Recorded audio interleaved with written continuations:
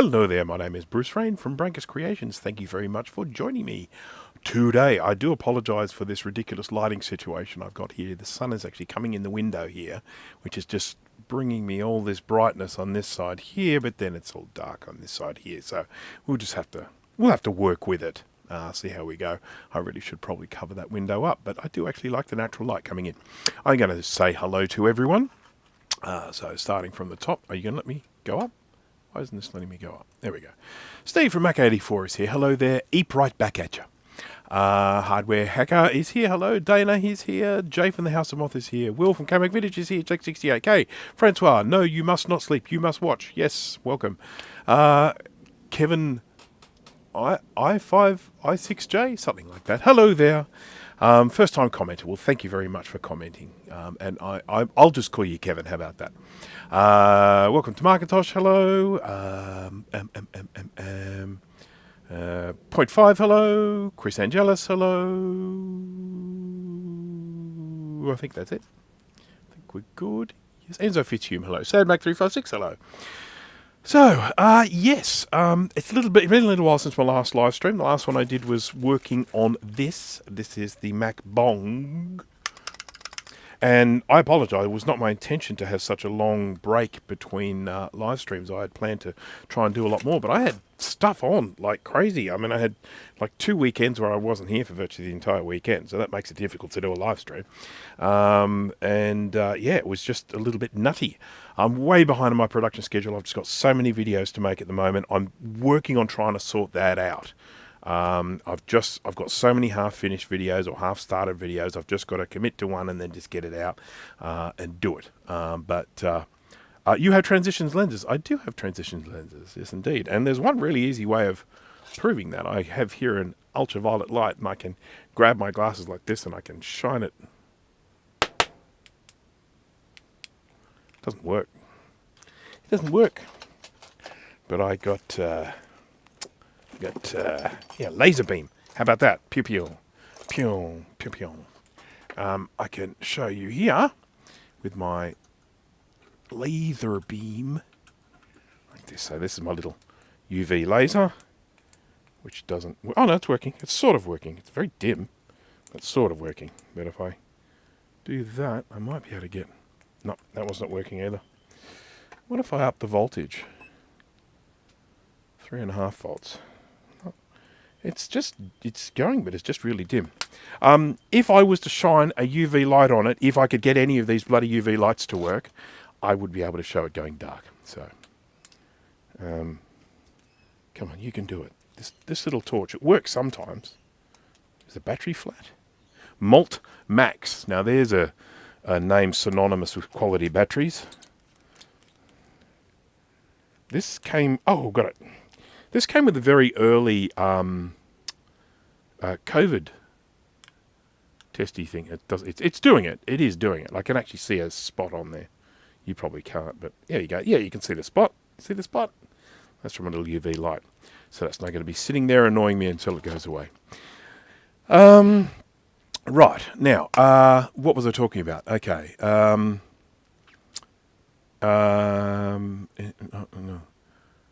Welcome to Macintosh. Are you asking that about my mother?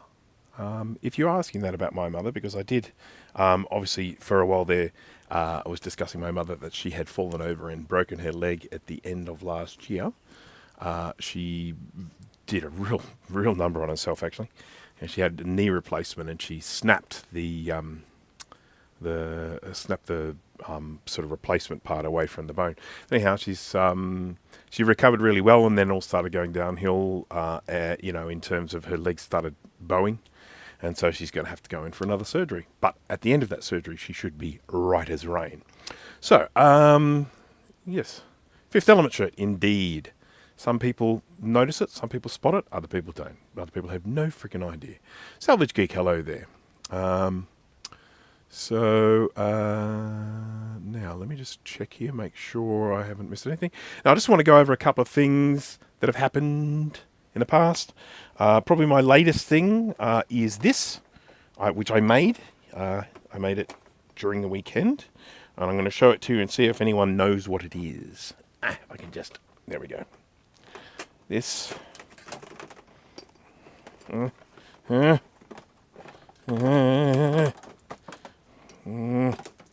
we go. Okay. Here is the thing that I made during the weekend. Does anyone want to hazard a guess what this device is? And if no one can figure it out, I will tell you in the end. But I'd just be interested to know if there's anyone else out here who knows what this is. It's a bulb thingy. Yes. So it is a it is basically what is called a dim bulb tester. And what happens is you basically put an incandescent globe in series out of the active of the AC power. It must be incandescent. It's not going to work with an LED or a fluoro. So it's got to have a filament like this one. And it basically, it serves two purposes. First of all, if you have a power supply with a short in it, where there's a short where the active and the neutral are actually touching each other, sending 100% power through the wire, that will make a circuit breaker trip, because it'll say, oh, that is overcurrent, and then it'll just switch off the circuit breaker. Well, what this can do is, if you do have something like that, instead of making the circuit breaker trip, this will glow. It will glow. It'll actually go bright, and that tells you there's a short. If there's no short, it won't. It'll just come on and then dim. And then you can also regulate how much power based on the size, or you can regulate how much current based on the size of the globe you put in there. So it's a very handy thing. I mean, I saw one of these used for the first time at the Australian Computer Museum Society, where they were wanting to... well, we all know the classic story of when you get an old computer and you plug it in and you get magic smoke. We've all heard about that. Okay, computer's been on a shelf for 50 years, plug it in, magic smoke. And that is one of the main reasons that happens. Obviously, it's old components, but it's also, when you switch the power on, it's just that instant bang of current that can send those components over the edge. If you're working with an old device that hasn't been started in a really long time, you can use something like this. You put a relatively low wattage bulb in it, you plug it in, you connect the device to it, and this will allow only a small amount of current through. Now, it may not be enough to get the computer to start up. Certainly in the case of power supplies, what they'll do is they'll try and start, and then they'll drop. They'll go up and then down, up and then down. And then they can sort of pulse, and during that pulsing, you can actually then be warming those capacitors up so that they're not getting that huge burst in one go. And then once you're satisfied, you can then flick this switch here, which is an override button, which will just send current straight to it. So anyhow, it is, as I say, it is called a dim light tester. There are plenty of videos on them out there. Handy little device if you're going to be working with things with mains power. And something blue when Adrian used his in the video. Oh, video. Yeah. Oh, okay. Adrian used something like that in his last video. There you go. Yeah. So as I say, that was the last time. That was the first time I saw one of those. But I had a particular task that I needed to do, where I had a device that I knew had a short, and I wanted to be doing some testing, and I didn't want to be in a situation where every time I tested it, I blew a circuit breaker in the house. So that was like, well, this is what you use. Use one of these. If the light comes on, bright, you know there's a short. Switch it off. Keep searching, try again, that sort of thing. So, anyhow, so where are we? So, short circuit doodad. There we go. That'll do. I like that name. Then another thing. I've gone dark again. Hang on. I can turn the brightness up now because the sun's. Oh no, the sun's coming and going, but I can definitely turn it up a little bit. Whee! There we go. Hello. Nice. Right, this came in the mail relatively recently. This is from a company called Mixed Signal Development. Now, let me tell you the story behind this. I was getting ads for this stuff in my Facebook feed, and I thought, I like the look of this stuff. So I actually sent them a message, said, hey, look, I've got a channel. I do soldering, electronics, blah, blah, blah, sort of stuff. I said, I would love to try out some of your kits. And they said, yep, look, you're the right sort of thing we're looking for. Your channel is the right sort of thing. So yeah, we'll send you a few. Now, what I really love about this is there is a kit in here. And I'm actually going to do a pre-recorded video on this rather than a live stream, but I do want to show it to you. And it is called the SMD Challenge Kit. And you can see that there's a whole bunch of surface mount components gradually getting smaller. And the idea is to see whether you can solder all these really small things. So they sent me two in case I wreck one. But it's my intention to make one of these and then demonstrate that the first one is still around, that I haven't, that I got it done right first time. And I probably, oh, they sent me a little, is that a sticker? No, I don't know what that is. It's a thing. They did send me some stickers, so I'll have to stick one of those on my back here. Apparently Apple had a thing today, is that right? Did Apple have a thing today? Then they also sent me this kit, which is an ADC kit. Analog Digital Converter Kit. And that would be fun, because that's not just assembly, that's also learning stuff. Which, you know, I'm pretty allergic to learning stuff, but, you know. Okay, so that's that. Now, another thing I also got, and I will be using this in future videos. I won't be using it in this one, but I will be in future ones. And I got this. This is a scaler. So basically what you can do is you can put a VGA signal in here, or you can even stick just an analog signal in there from a VCR or whatever. And this does all the magic stuff, and it makes sure that you can get like a 4:3 aspect ratio image into a 16:9 output without it being stretched. And you've got all sorts of controls of brightness and contrast and resolution and, you know, different scale and stuff like that. So you can adjust the width and adjust the height and all that sort of stuff. So quite nifty, not super expensive. This is a kit, as I say, this was sort of one of these enthusiast things that was designed around people digitizing stuff from old arcade units. So if they have an old, you know, arcade system and they want to output it to a, you know, an LED screen or an HDMI output rather than, or even gaming consoles, that sort of thing. So stuff that you used to plug into the television set to play your games, you can plug it into this and then get a digital signal out the other end. So I have tested this out, and one of the things that I really like about this is I am able to get an image from my Macintosh 2CI.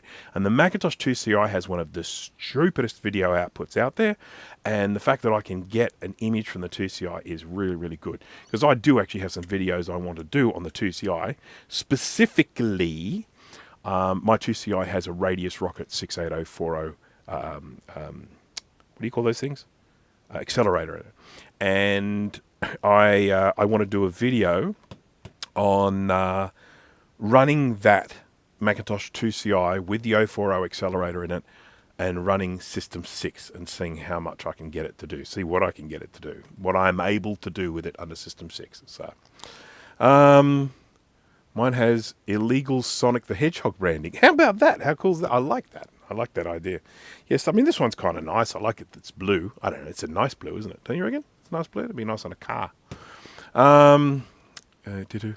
Hopefully the room I use for a workshop has its own breaker. Unfortunately, the lights are on that breaker too. Oh, that's a bummer. Yeah, everything of this is on the same circuit, and there are other things on the circuit as well. So when this trips, so do a lot of other things, which is a bit of a bummer. I want this on its own isolated circuit, but it's got to be done, you know.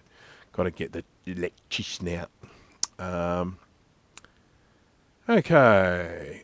Hello, Mr. McCubbins. Welcome. Right in here, right here. Is there a surface mount USB-C connector on the SMD challenge board? That's a good question, let me tell you.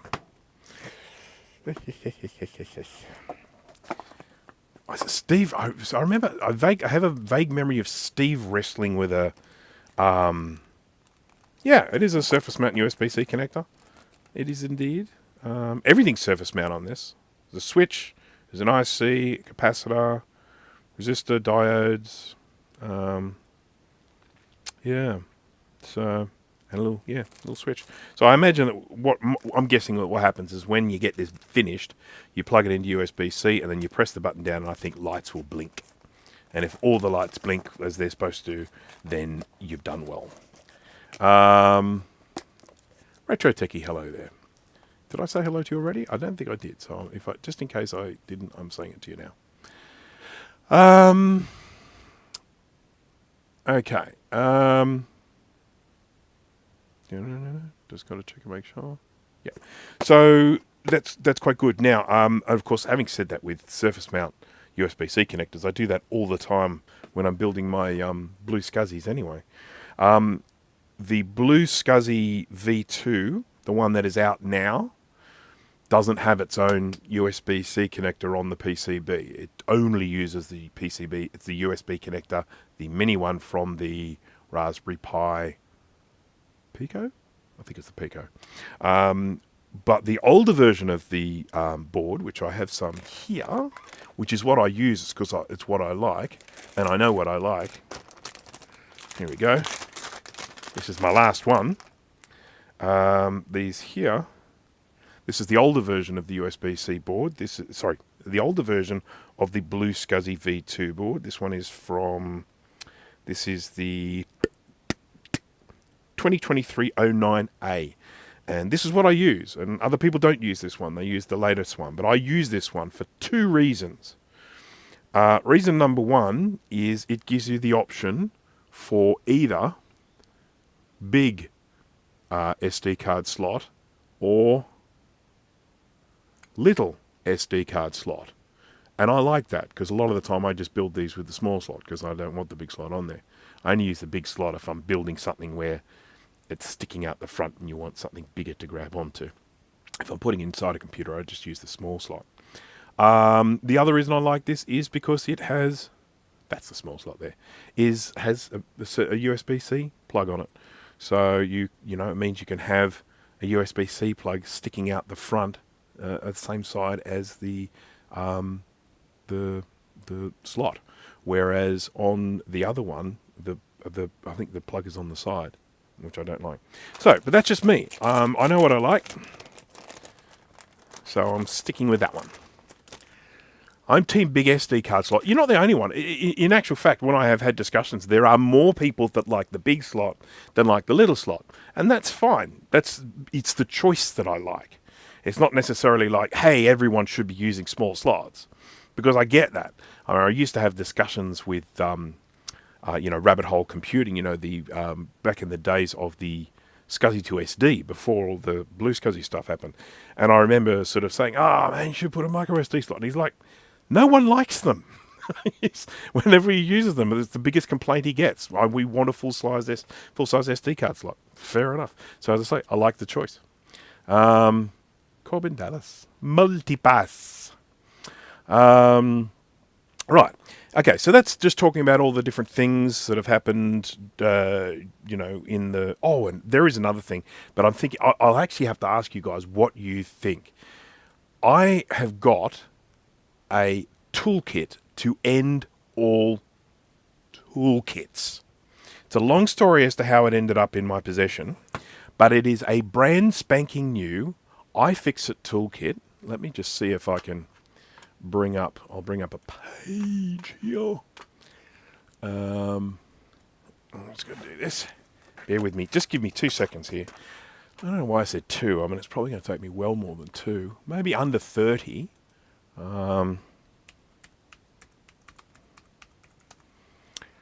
Okay, where we go. iFixit Australia store. I'm going to go to that. And then, so you're going to be seeing all the prices in Australian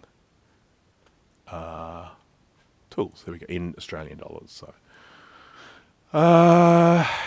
what about, okay, where are we? I should just probably order it by most expensive first, because it was the most expensive one, I think.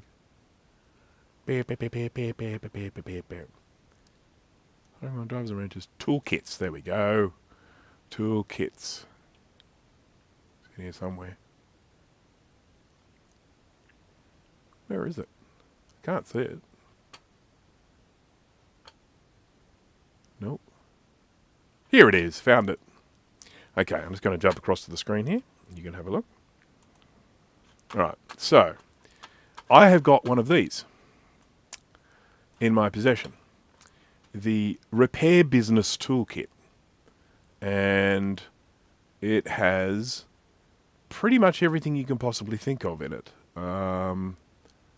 We've got a little multimeter, look at that. So, and I'm just thinking about what I should do in terms of kind of demonstrating this toolkit to folks, opening it up and looking at everything that's in it and seeing what's there and what's good about it and what's not good about it and all that sort of stuff. But I'm not sure whether I should just do that as a... should I do it as like a Patreon exclusive, or should I do it as a live video or a pre-recorded video? But I would love to to just basically open the kit up and just go through a bit of a discovery process of everything that's in it. Yeah, I'm just curious about whether people would actually like to watch a video about that, going through it, or whether they think that's the most boring thing in the world. Okay, now we're going to talk about what I am actually planning to do today. What I have here, which I'm just going to show, we'll go a top-down view soon, but just for the moment, this is a backplane board. I think that's what they call it. Sort of, I mean, they call it motherboard here. Motherboard. Yo, motherboard.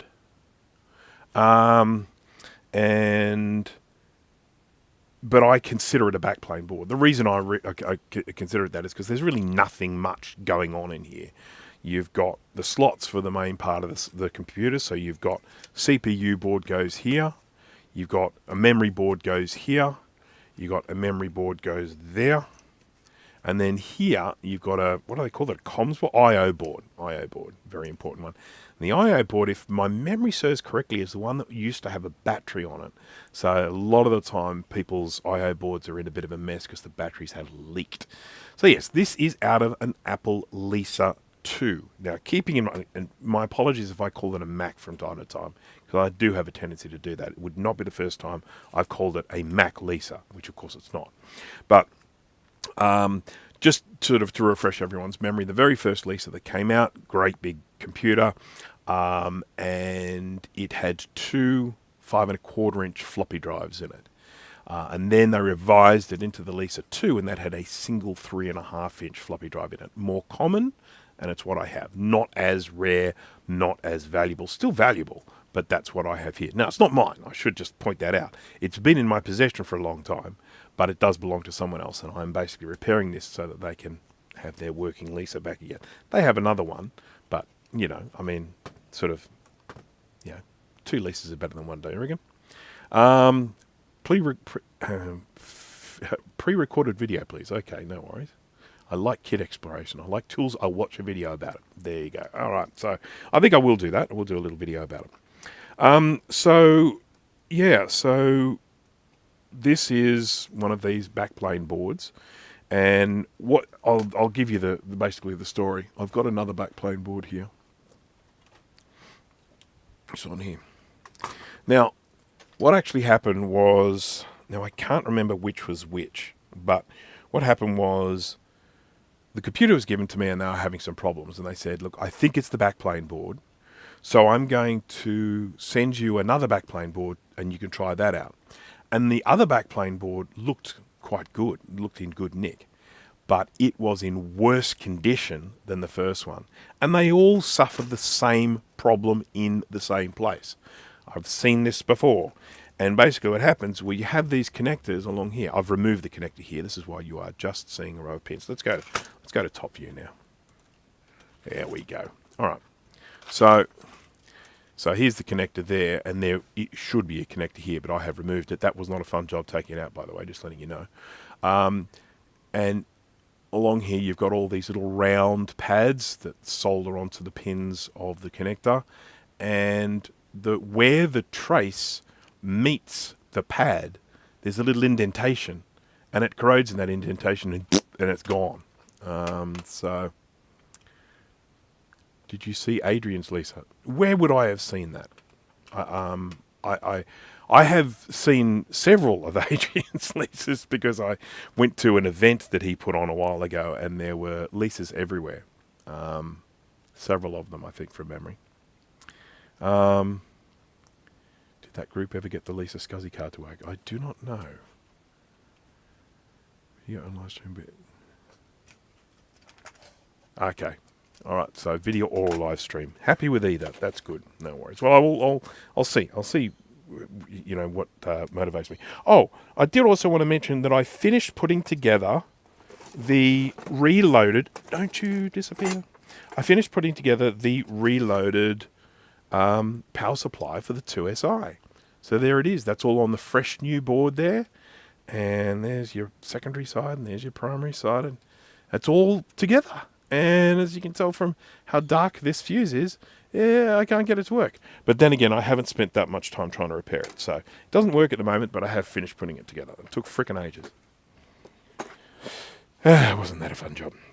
So I have already repaired some of these. We'll jump across to the microscope now. We'll take a little sneaker peeker, and then we'll just sort of look at what goes next.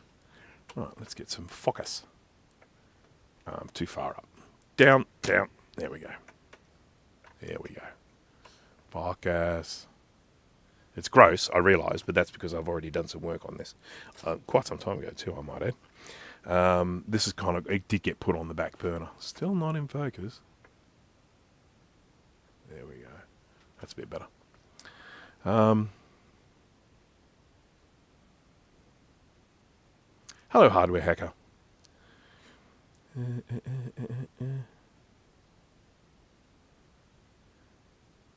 I have almost all the tools in the kit. I like a few things. The interesting thing is I actually have an iFixit toolkit already. I am not a big fan of, and I appreciate the value of these things, but I'm not a big fan of these kits that give you a handle and a bunch of bits, like this one here. It's very convenient because it's small, and this is great as a portable kit. But when I'm working down in my workshop, I much prefer to have separate drivers with separate bits on the end. So like this. So you have a driver that is, that's a self-contained one. This one is a Torx 10. This one here. So TR10 Torx. So I much prefer those to the bits. As I say, convenience, cart this around anywhere, it doesn't take up much space, it's great. Thanks, hardware hackers. Take it easy, see you later. Microscope view is flickering. Yes, it is. It does occasionally, it doesn't always do it, but does occasionally do it, and I apologise for that. Yeah, that's kind of, that's because I made the camera, sort of. It's a webcam that I modified to work with my microscope, and I don't know if it's maybe an overheating problem or if it's my wiring or whatever, but it does occasionally do a flicker. So it's not doing it right now, I can see. Hopefully it doesn't do it much more. So, all right. Now, let's have a look at some examples here before I start. There we go. Now I can see.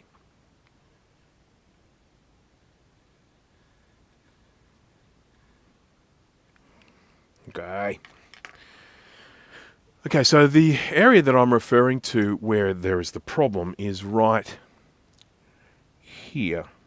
Oh God, look at these tweezers. They're mangled.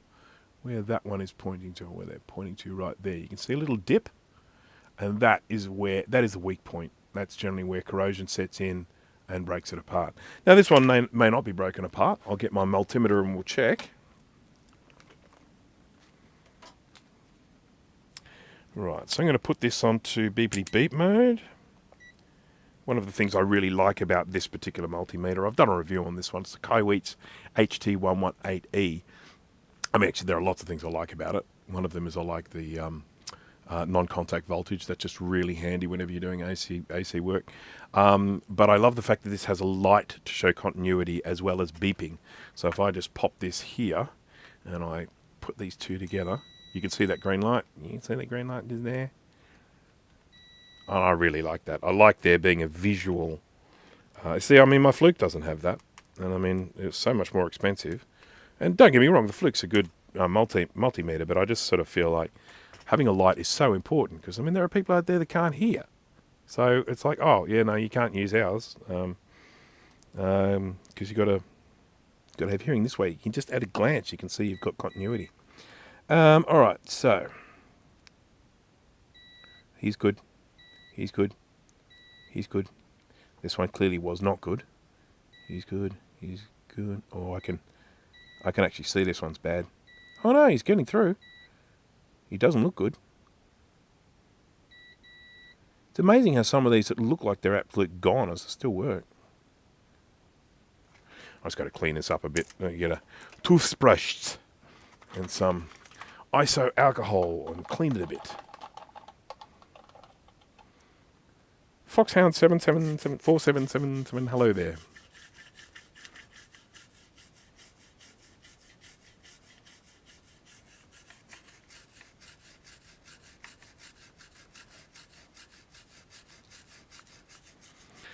So this is a very meticulous process. What happened to that Lisa? It got old. It got old. That is one of the problems.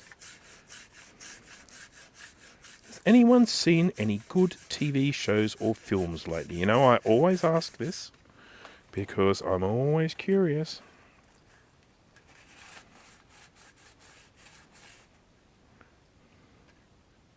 That's a bit better. I can see a bit better now. All right, so let's go back to going beepity beep. So we're going to have to basically check every single one of these because there's the potential that they're all stuffed. Good. Good. Doesn't go anywhere on this side. Oh, geez, look at that. I've got a nice little solder bridge up here. I mean, obviously, this would be, there we go. Bridge gone. It's going to have to be a lot of tidying up on this, but... Joshua Clark Tech, hello. All I've been watching lately is vintage computer repair live streams. Good on you. Okay, so this one, incidentally, not battery bombed, probably just kept in a garage or something somewhere. Somewhere where there's a good chance of corrosion. And just, yeah, gradually. So, as you can see, I've already repaired quite a few of these. And some of the ones that, even though they might look okay, even though they might test okay, look a little bit sus, I will probably...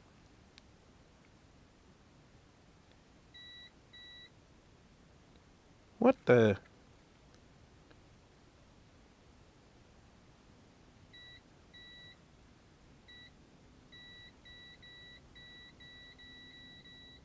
That was weird. Okay.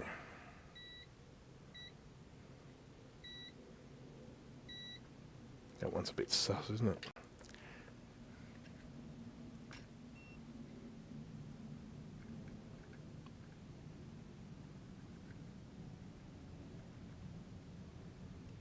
I do not like how close that is.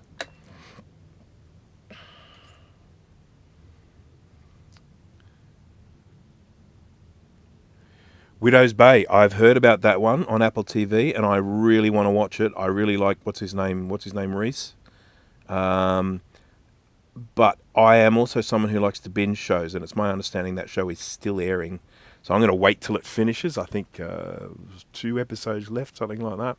So I'll wait till it finishes, but I am definitely down for Widow's Bay. Going to be watching that 100%.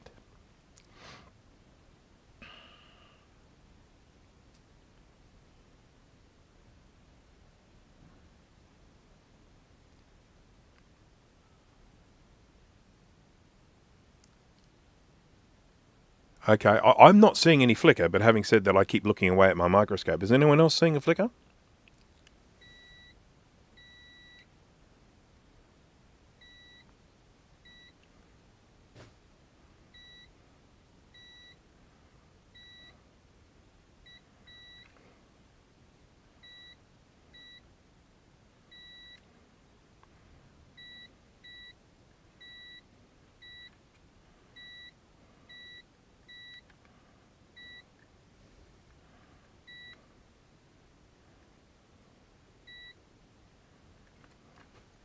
The ones up at this end don't look as bad, do they?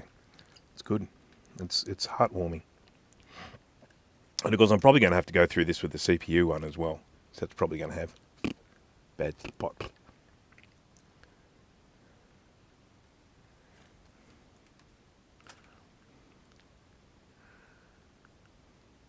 I have cataracts. I'm not a good judge. Fair enough. Okay, good. It's not flickering for everyone. I'm pleased about that. Can never tell with the old technology, eh? So what I'm going to have to do with all of these is ultimately clear away some of the UV mask so I can expose the join, and then if I see a problem I can then either fix it just with a blob of solder, or in the case of the really bad ones, with a wire. And it looks to me, just at a glance, that I think I've probably got most of the worst ones, but we'll see. I've only looked at the top row so far. Might be needing a new thing. Tell you what I watched on Netflix the other day. Something Very Bad is Going to Happen. That's the name of the show. Something Very Bad is Going to Happen is what the show is called. And I really freaking enjoyed it. Really enjoyed it. Mr. Tech Gadget, hello there. Welcome.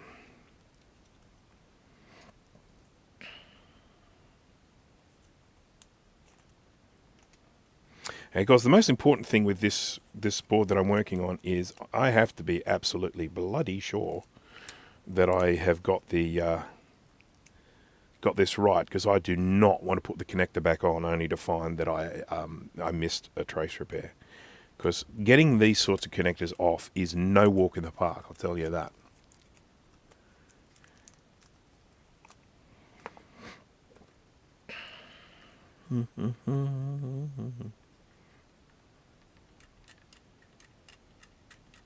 So if my memory serves correctly, this particular Lisa would work, but it would give self-test errors. I think you could still actually kind of get it up and running, and I don't think the serial ports worked, something like that.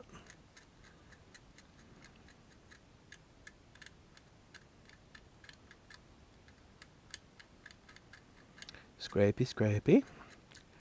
Yeah, these ones are really pretty good up this end. It's mainly down the other end that we've got all of our ugliness.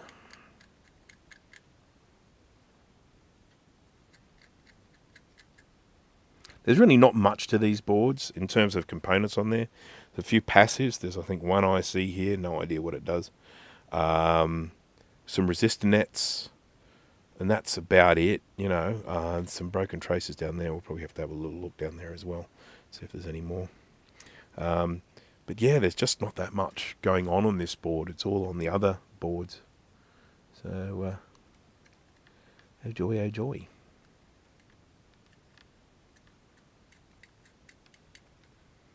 See, I just don't like these little dips here. See, there's a little mark along there. I just don't like them.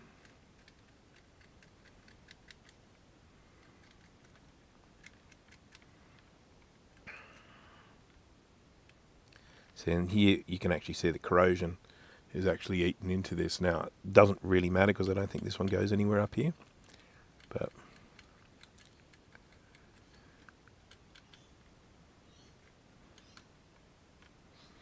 right, so it's good, it's good, it's good, it's good, it's good. That one doesn't look too crash hot. We might be able to just fix that with a bit of solder.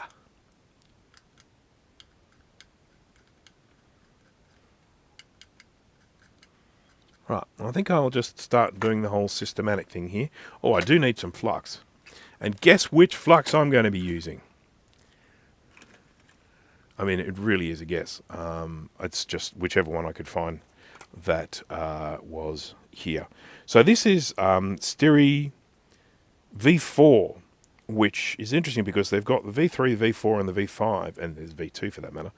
And I was really impressed with the V4. I don't know if they're sticking with it, but I don't know if they're, you know, just replacing it with the V5. But the V4 I actually thought was a really good flux.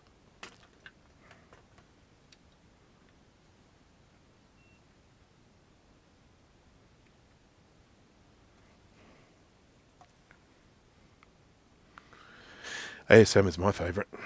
It's not what I'm using at the moment. I am using this V4, as I say, just because it's here.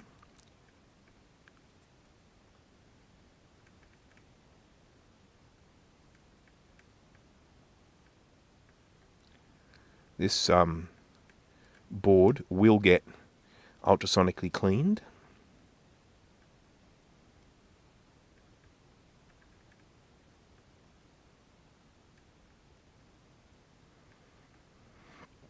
You know, I have this, it's like, do I put in a wire, don't I put in a wire? You know, I look at some of these and I think, oh, I'll just put in a wire, even though I might still have continuity.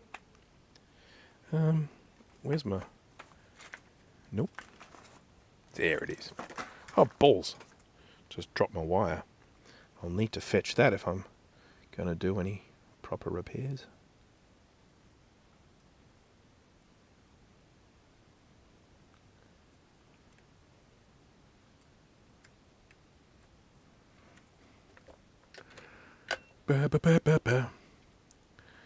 Stereo is correct when it comes to the flux that I use. It will always be stereo. I do like stereo flux.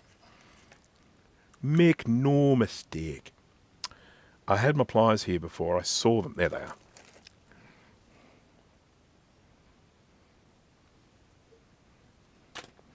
I haven't been able to get my 2mm solder wick.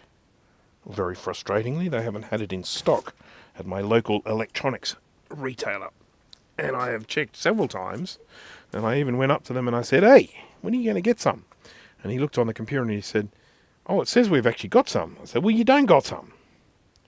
So he wrote it down in a little book. As to whether anything is going to happen, I do not know. But at least it got written down in a little book.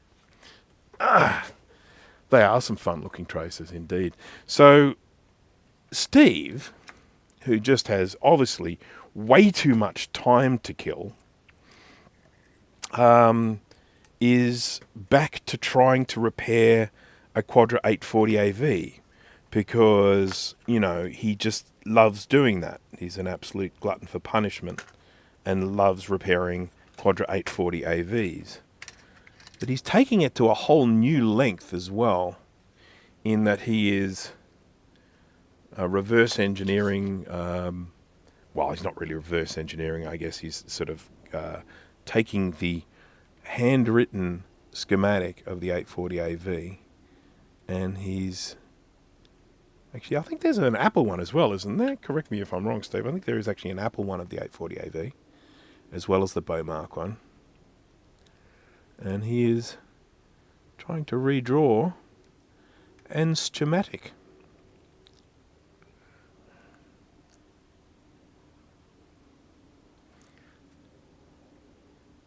The main problem with 840 AVs, really, I mean, it's the skinny-winny little traces.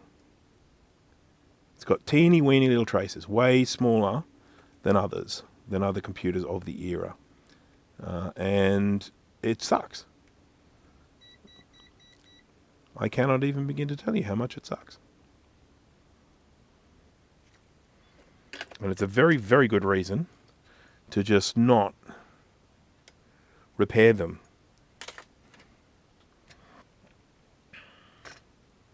And Steve was asking me before, he was saying, "Oh, you know, this sort of behavior is happening, you know, what should I do?" And I'm like, throw it away. Burn it. Your life will be improved.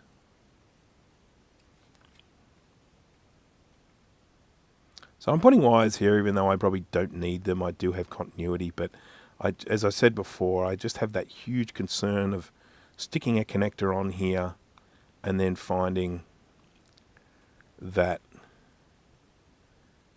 I don't have continuity on some of these little connections. I just don't want that happening.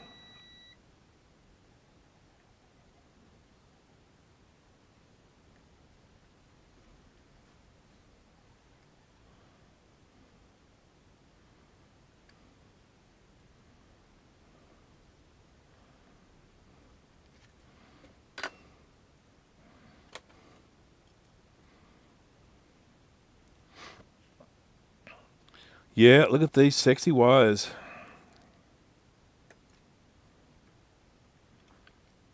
Okay.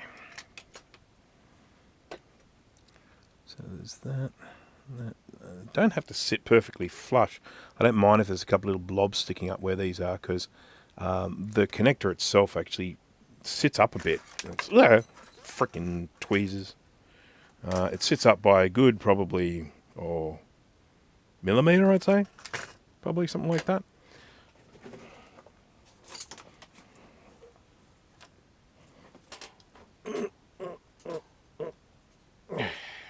Tweezers. Got it.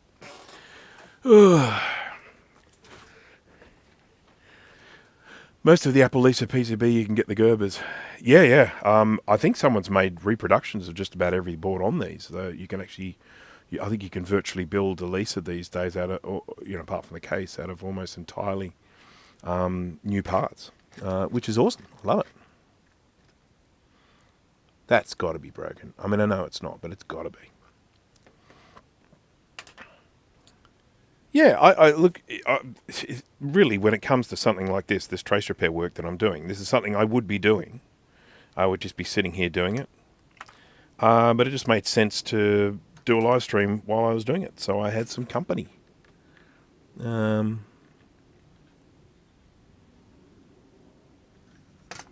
going to have to do work on the other side of this board as well. At the moment, I've just got a whole bunch of wires sticking out. They'll have to be neatened up, either connected to something or just trimmed. Snippety snipped.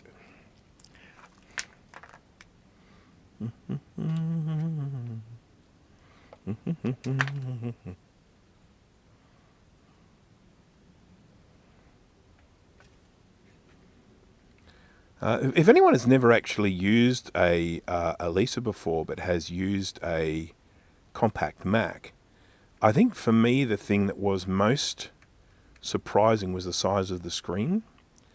I had always assumed that the Lisa had the same size screen as a Macintosh, which is what is it? How many inches are they? 9 inch. I think they're a 9-inch display on the Mac, and I just assumed that the Lisa was the same CRT. It was a 9-inch CRT on there, and they're not. They're a 12-inch CRT. They're massive.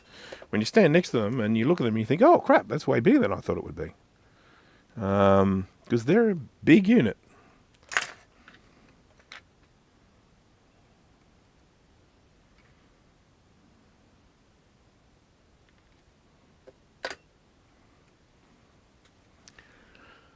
Is there a 475 board? Yes, there is a 475 board. I can't remember who made it.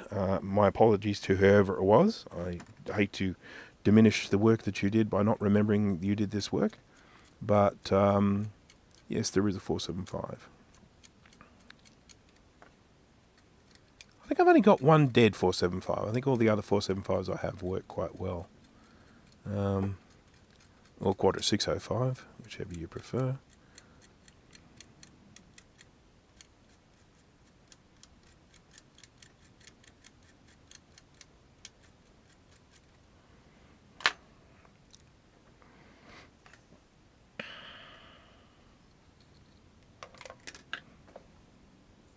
I'm going to have to put so much UV solder mask on this when I'm finished.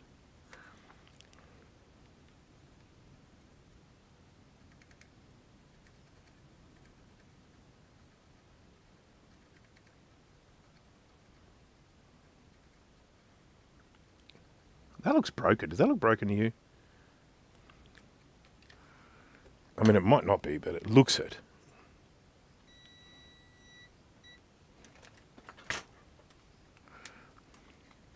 I'm probably pointing at something you can't even see. No, it's not broken, but sure looks it. My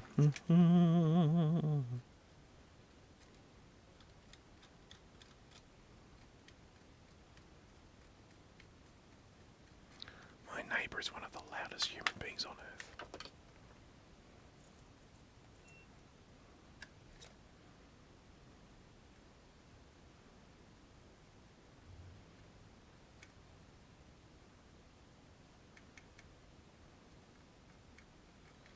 Now, you know what we haven't done today? We haven't said, "Hello, chickens." You can only see one there. Oh, hello, rat. And a pigeon. All the chickens must be up higher. Sorry. Bold did the 475, did he? Okay.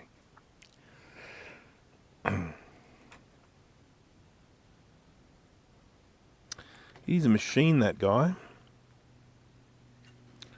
Thank heavens the world has people like Bowl in it. Not his real name.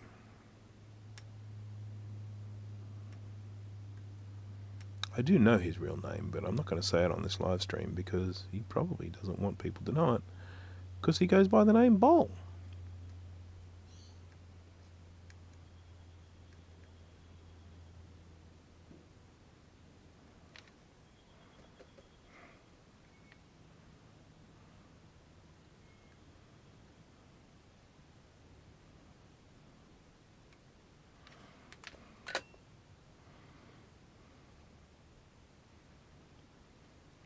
But yes, shall we do a smash?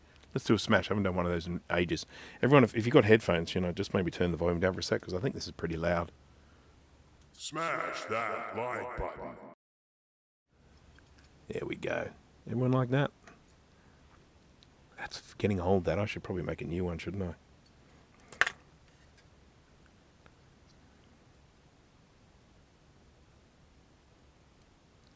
What's going on? I can't put a wire down there. There we go. It's better. Just had some dried up flux in there that wasn't letting me poke this wire through.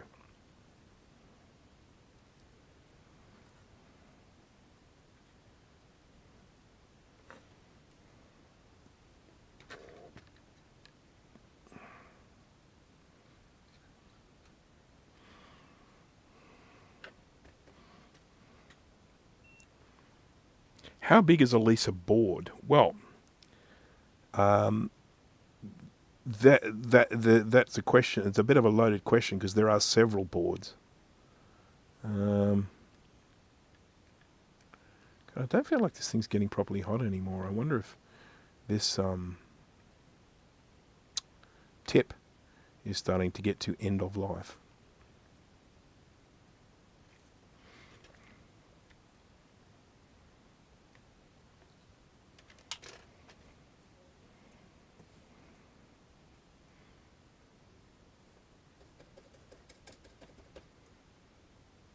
Oh, it's not that hollow issue I've had before. Let me have a check. Oh no. Look at that. The solder's not sticking to the very tip.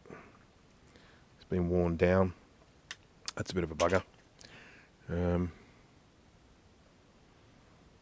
It happens. Ugh.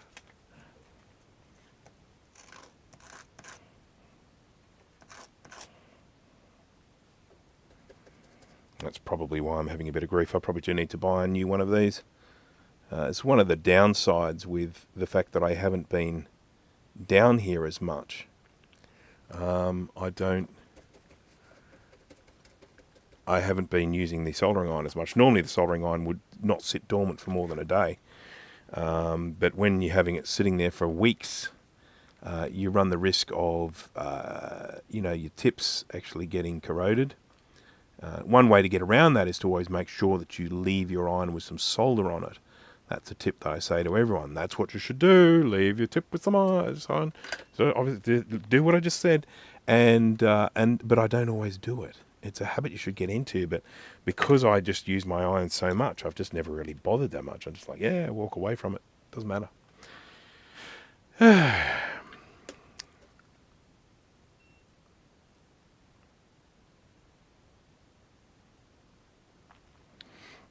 Yes, as one of the things I was mentioning at the beginning of this video is that this particular board that I'm working on is, although it is labelled as a motherboard, it is what is often referred to as a backplane. So it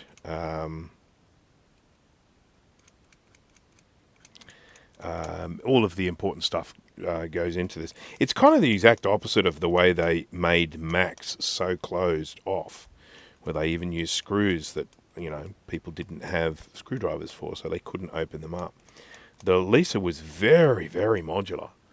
You basically open the back up, and then you can pull this whole sort of thing out. It's a chassis thingy.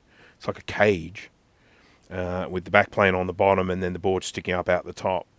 And then there's sort of expansion boards you can stick on the side. 3 expansion boards. It's just, it was a very, very different mindset to the Lisa. And it's one of the reasons why Mr. Jobbies got so upset about it, because he had this vision, and then the Lisa started getting turned into this big business machine, expensive business machine, whereas he was looking for a computer that would be like cheap, that could be in every household, that sort of thing. And so that was where everyone started to butt heads a bit, because this just wasn't what Steve Jobs wanted. And Yeah, so he then went on and started producing the Macintosh, and then they released the Lisa. But because the Lisa, while it did some incredibly innovative things, it was very, very expensive. It's like 12 grand or something like that.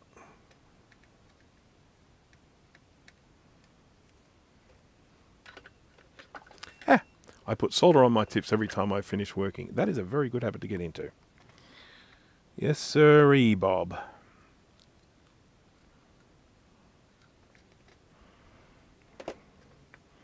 I have to confess, I much prefer doing trace repair along traces rather than what I'm doing at the moment, where I'm just, bridging this tiny little gap between the pad and the trace.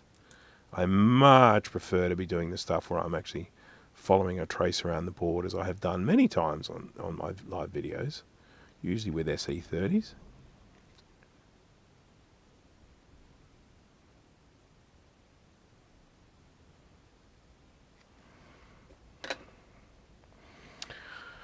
God, I do this a lot. There it is. It's like, where did I put it? Oh, I actually put it away this time. You freak. It's not what neurodivergent people do. Neurodivergent people leave things on, like, where they last used them. Well, my sort of neurodivergence, that's what they do.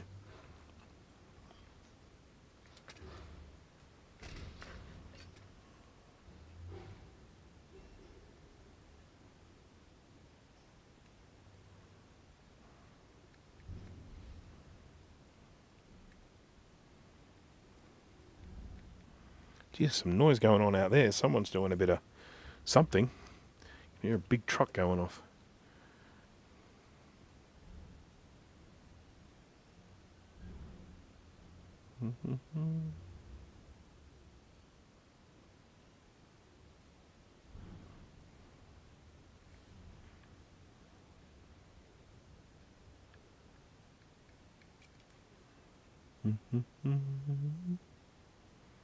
Sort of occurs to me as I'm doing this work that one of the things I probably should have done before continuing this is cleaned it. Cleaned the board. I mean, it's all going to get cleaned afterwards, but I just think it probably would have made some of this a little bit easier.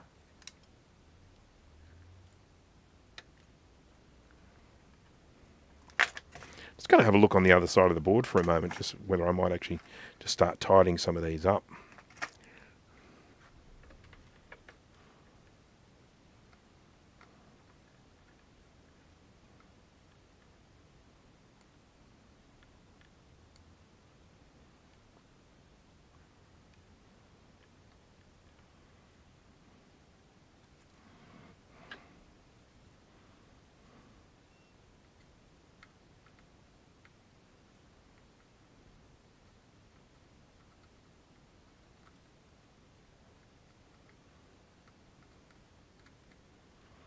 So I just have to make sure the wire doesn't get in the way of where the pin's going to go.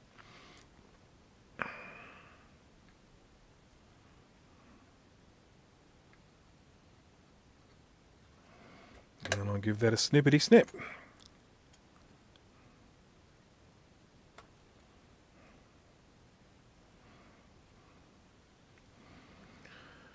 The Lisa takes up a lot of space. It really takes up. But put it this way, I can't bring it here to work on. I don't have enough room on the desk. How's the fall weather? So, well, one of the things very important here is we don't actually use the word fall, ever. We call it autumn. But it's not too bad. You can see up there, it's 19 degrees C, which is, for me, that's enough for me to wear a couple of layers of clothing. But I'm still in a t-shirt, but I've got a singlet on under this. It's a beautiful day today. But, yeah, I mean, one of the main reasons why they don't call it fall here is we don't have many deciduous trees. Most of them are evergreen. So, we do have trees where leaves do fall off, but, not many. There are some places, like there are these gardens you can go to where they, have all of these loads and loads and loads of deciduous trees, so you can actually go and check all the pretty colourful leaves.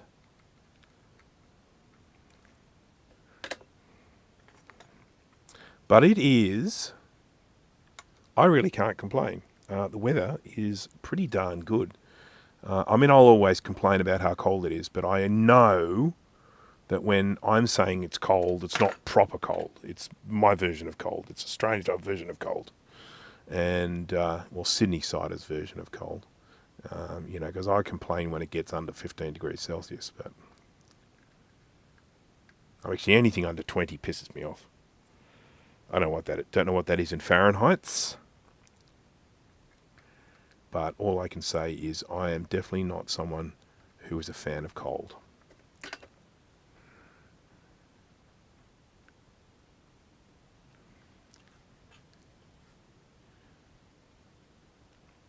One good thing is we have the solstice coming.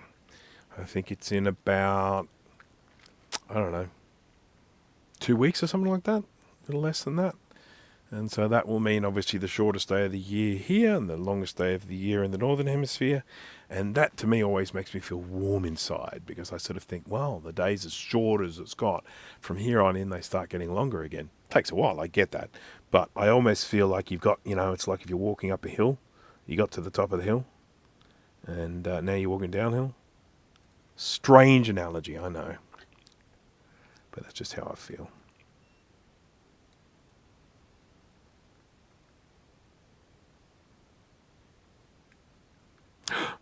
Don't. Oh, look what I did. I undone it. You silly, silly sausage. Oh, I'm going to have to poke this through and redo it. Poke it through the other side. Silly sausage.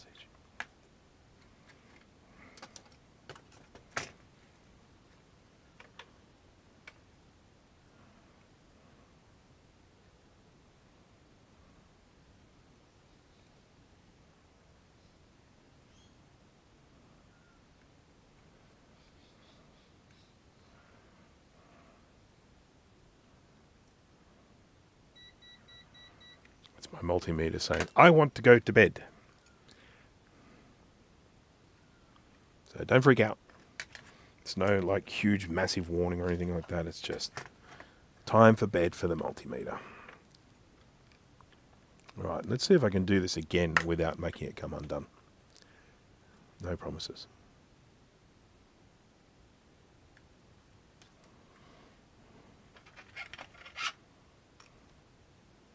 Jeff is here. Hello there, Jeff. Welcome. It was 25C in my studio today, but did some temperature testing. So 25.6C is burned into my head from watching the thermometer so much. Weird part of the year here where it's hot and then cold, humid, then dry. Yes, it is it's a weird time of year here as well. We still do end up getting some reasonably warm days. Not hot, but it's been very wet this time of year. You know, it's been raining like every few days, you know, which I'm not a fan of. Okay, it's stayed, so we're good. That one's done without. I can actually trim it away.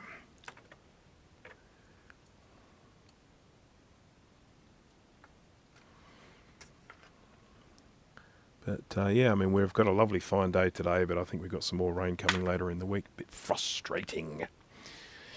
I mean, I know we need it. I had some nice time away last weekend. Went to an event at the Hunter Valley for those who no, not last weekend, the weekend before. For those who know the Hunter Valley, it's north of Sydney, and it is a wine region, and it is a major tourist spot for Sydney siders, as we all migrate up there to drink wine.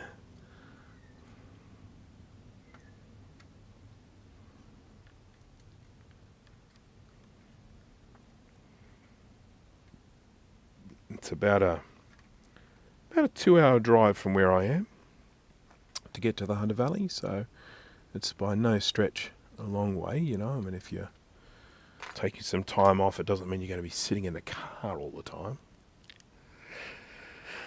Has anyone been watching Jay from the House of Moth's videos on restoring a Toyota Ute?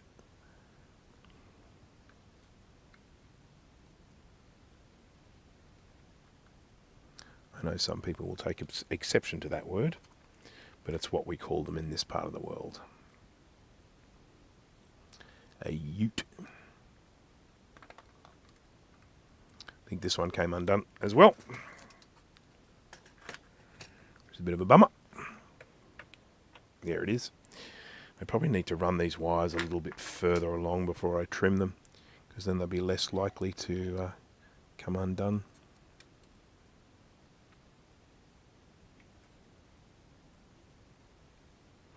Going to use a new piece of wire because I don't like that piece of wire. I want a nice piece of wire.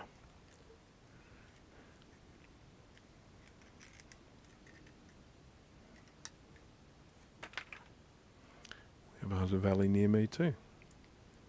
Great computer museum there. I don't think there's a computer museum at our Hunter Valley. I don't know who it's named after. Someone Hunter. But here's an interesting little piece of information about the Hunter Valley. For anyone who's interested in wines, that is. Now, I think it's Semillon. I could get the variety wrong, but apparently in the Hunter Valley, we have some of the oldest Semillon vines in the world. And you might think, what? How can you possibly say that when there are places like France around? Well, the fact is that there was this fungus called coloxyphil. Can't remember what it's called. It's got a C and an X in it. Someone else might know. But there was this fungus that basically just decimated, well, actually more than decimated, just completely destroyed large amounts of vineyards in France. And that fungus never made it here to Australia. So we had these really, really old vines, and then all of the really, really old vines in France all got killed. And so we then ended up sending some of our vines back to France so they could re-establish them using cuttings from our trees here in Australia. That is apparently a truth. So how about that?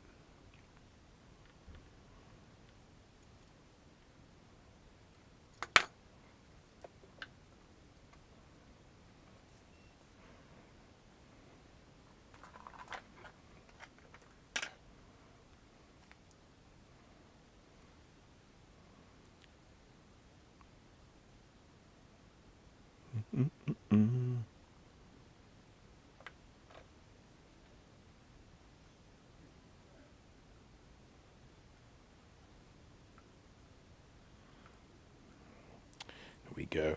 I've got a spool of solder here which I have had for a good long while. It's Kester solder, and it is nearly finished, and to the point that I've actually got, I can actually see the plastic underneath the solder now. It's the last row on the spool.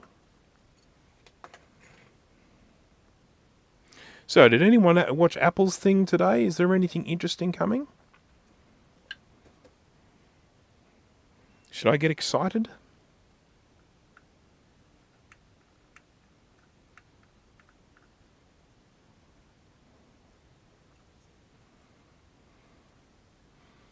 Spaniel, hello.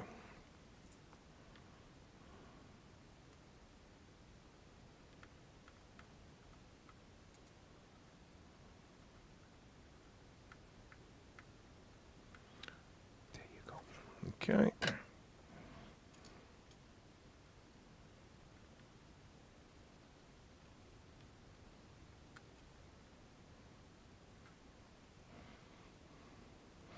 Siri might actually get better this year. It's funny actually, because when we've certainly from my perspective, I've just become so used to dealing with AI. you know, for work and just for daily stuff. And then when you suddenly find yourself needing to get something from Siri, and it's like, oh my god, it's so bad.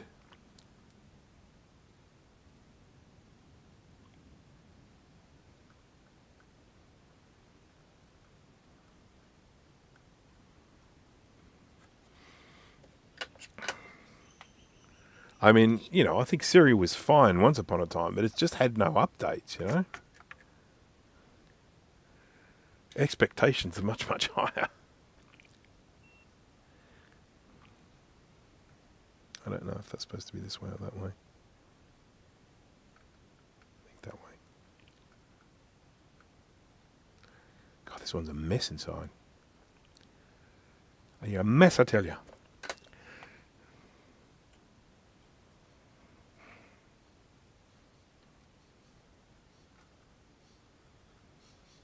Yeah, it's good. Just need to always make sure when I'm doing these that I'm still going to be able to get a pin through the hole. Because I am actually going to have to put a pin through the hole. I'm going to put the connector back. Gradually getting rid of all these springs. Strings. Not springs, strings. They're not string at all, they're wire, but they kind of look like string. I moved it, didn't I? Oh no, it's all good. GPT I use way too much. Yeah. There are times when I use ChatGPT where I'm just being lazy. I'll ask it a question that I know I can look up through other means, but I'll just go, I'll just ask ChatGPT. I asked it to do something for me the other day, which I could have just written a script to do. And I wish I had written a script to do it, because my God, it took a long time to do it. But anyhow.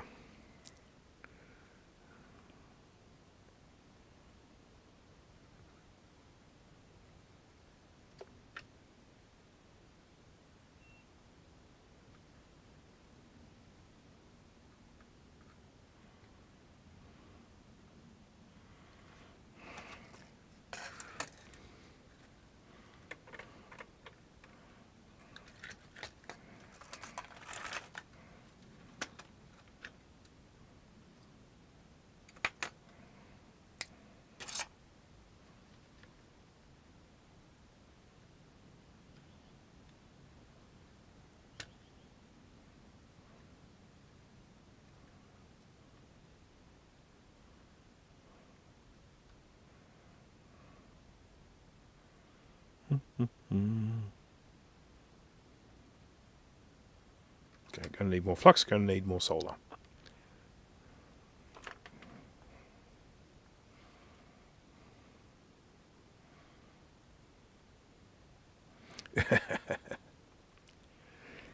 Yes, anyone who's watched any of Jay's recent videos will know that there is a promise he makes with every thumbnail that he is unable to keep.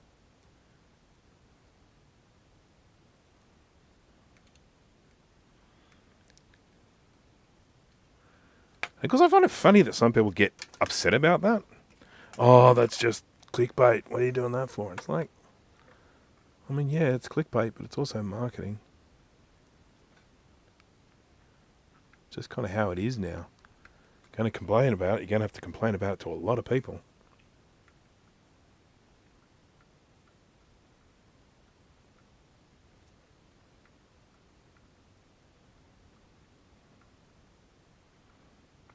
Don't. I've closed it up. Didn't want to close it up. I'm just trying to get a decent amount of solder onto this wire on this side.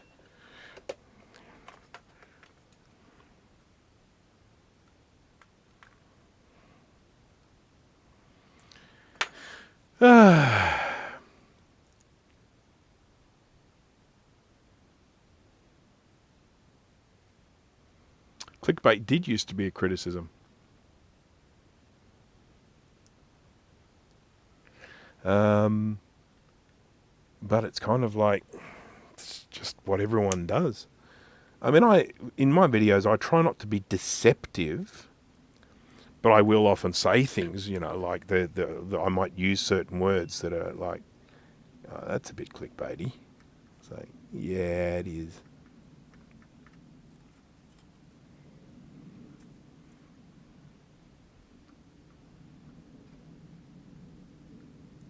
I would generally never show anything in a thumbnail that's not going to be in the video.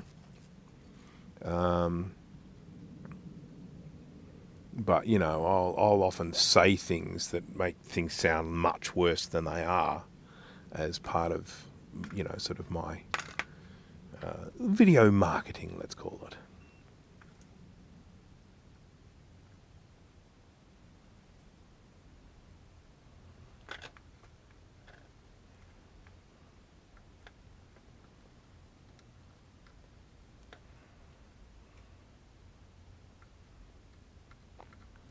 Wasn't that sad about Anthony Head dying? I liked him. Sort of used to just appear in everything, didn't he?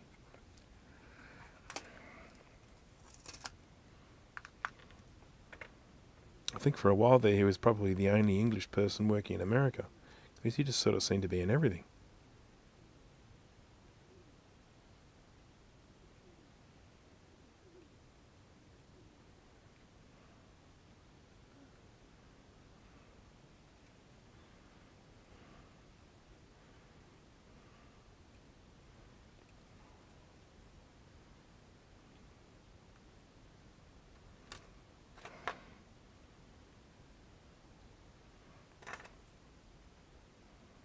This soldering iron tip is shivers me reels.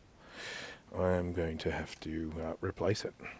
Thankfully I can buy these replacements locally, but they're not cheap.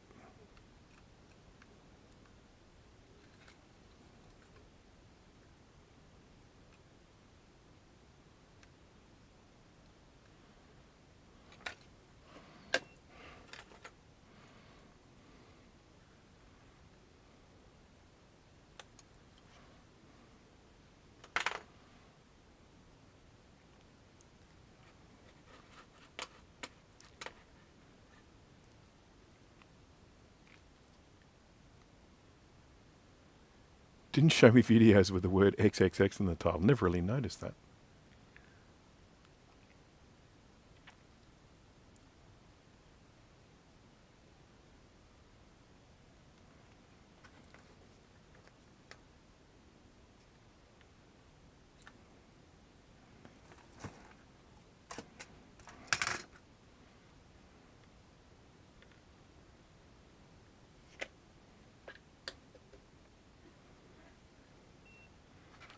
I generally don't mind seeing some of the ads. I don't want to see ads constantly, but I am curious about just advertising on the web in general. You know, I'm interested to see what sort of ads it's actually going to put in front of me, who's advertising on the internet, you know, which companies are doing it. And the number of times I jump onto YouTube these days and I just see these like really kind of scammy type videos about, you know, I don't know, a pressure washer or a portable air conditioner or something, which is not actually an air conditioner. That sort of crap. And they're just, you know, it's just real scammy advertising. And I see a lot of those. And when I do see them, I always feel like that it sort of takes away some of the credibility of the platform that's displaying the ads. I sort of think if YouTube, if that's the best YouTube can do, playing scam ads, it doesn't say much about YouTube. It's like you couldn't find better than that. That was it.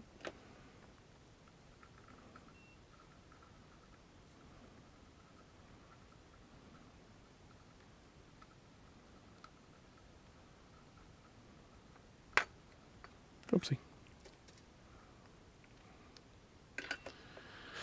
What's the secret stopping your hands from shaking during this fine stuff? That's a really good question. I guess from my perspective, one of the things that I've always been kind of lucky with is that I've had pretty steady hands for my life. But as much as possible, what you want to try and do is minimize, you know, sort of like, I'm not going to just hold a soldering iron just in the air. I'm going to rest my hand down so that it's just my fingers that are moving, then I'm not supporting the whole weight on my arm, because then that's going to be really wobbly and hard to control. So always trying to make sure that you've got that hand rested on something so that it's just your fingers you're moving around. I do sometimes, like if I've had a particularly big night on the Terps the night before, I will sometimes have to, so I will sometimes get a little bit shaky. And in those instances, I just have to be more careful, really.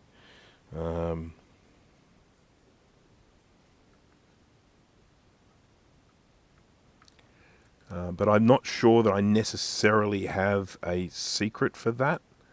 My hands are pretty steady. I have had people come onto this channel and actually say that they can't do this, because whether it be because of vision impairment or whether it be because of, having the shakes and that sort of thing. And there's really not much I can sort of suggest, because I've never been in that predicament, so I can't really offer any suggestions. Oh, actually, that's a really good point, Mr. Tech Gadget. It really has to be said that, like, 90% of what I do here is the magnifying glass. Being able to see through both eyes so that I have depth perception as I'm working on this stuff with good, clear magnification makes me able to do things that I could never even think of doing. Take on tasks that I would never have thought of, because it just makes a massive difference. Where the hell did this go? Uh-oh. There's a bodge wire, and it's not my bodge wire, it's an Apple bodge wire, and it's not bodged anymore, so I've got to work out where it goes to. I've probably got photos. More importantly, I've actually got another one of these backplanes that might already be on there.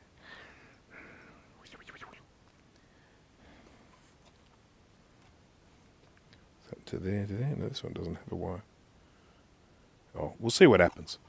We will see what we will see. Everything is a scam.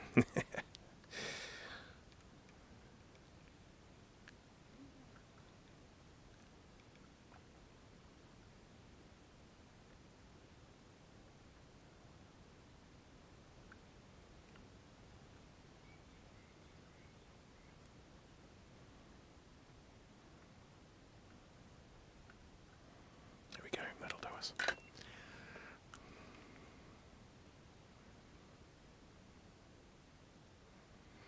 I actually left the microscope at the Australian Computer Museum Society when I was there last time. I hope people are getting use out of it.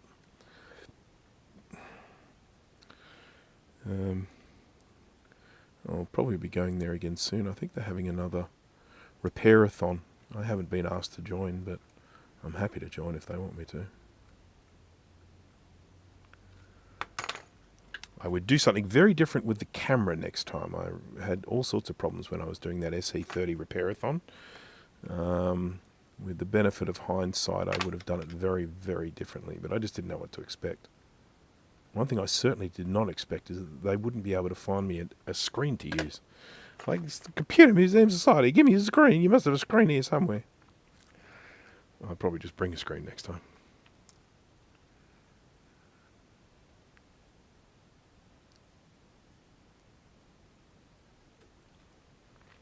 One thing that's great about this microscope is, like, if you get a splinter or something like that, I think I've done them all. I've got rid of all the little stringy bits. So that's nice. Won't that be nice?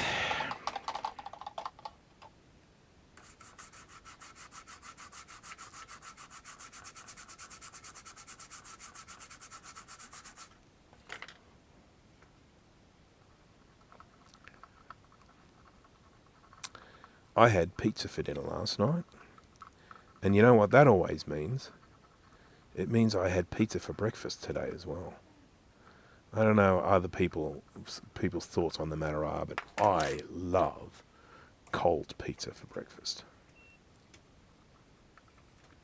It's just one of life's pure joys.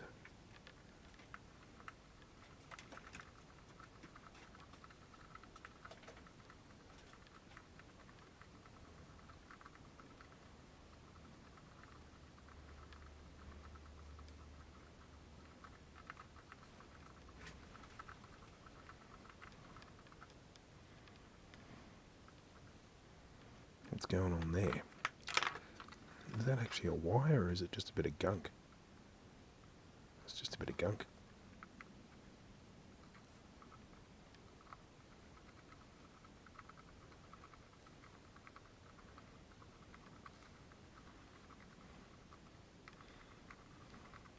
Is this going to fit in? I don't think it's going to fit in my small ultrasonic cleaner. I think I have to stick this in the big one. And it's not that much bigger, but yeah, I just think it's a little bit too long to go in the little one. I've got a little 10 litre, which is great because it fits classic boards and classic 2, and it'll fit an SE30 board in, it'll fit an SE board in, and that. But when you get to like 2CI and bigger, it'll fit a colour classic board in. It'll fit most of those slide out boards that Apple used there for a while. But when it comes to the bigger boards like the 2CX, 2CI, even the 2SI to some extent, I think the 2SI goes in the 10 litre, and then obviously of course 2X, 2FX, they're huge. They need to go into the big one.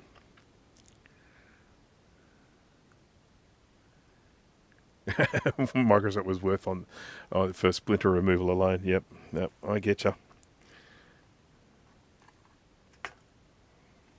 Okay, now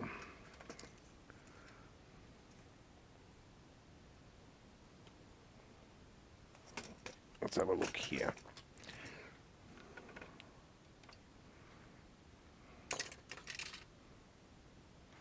Goodness gracious, I've been going for an hour and a half already. Who would have thunk it?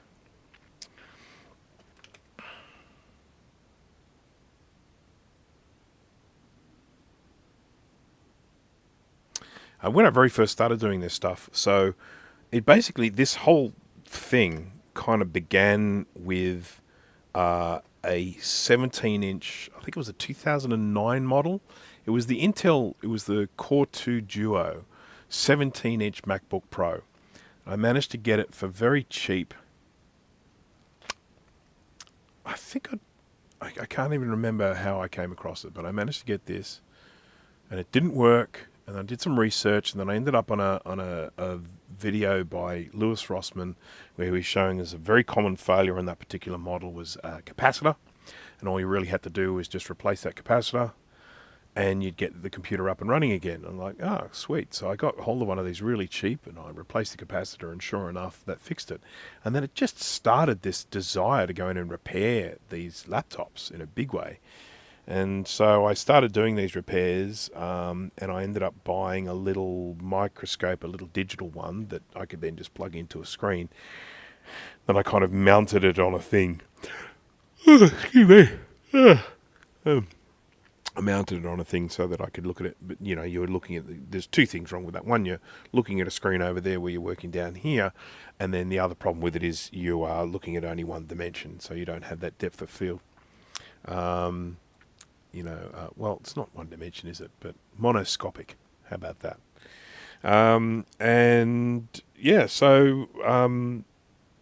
Then as I started getting into it more and more, I invested in the microscope. And I can't remember whether I actually bought this one or whether it was a gift. I think it might have been a gift. I think it was sort of like a big birthday or something like that. And it's like, oh, what do you want? I want a microscope. And it was so expensive, not just for the microscope, but because it had a huge weight on the bottom of it. It was an Amscope one. Huge weight on the bottom of the stand, and so in shipping it, the shipping cost an absolute fortune. But it was world changing. The very first time I used it, I was a little bit kind of put off. It was kind of a bit tricky, but after using it a few times, it was just like, wow, yeah, this is it. This is the business. This is the bee's knees.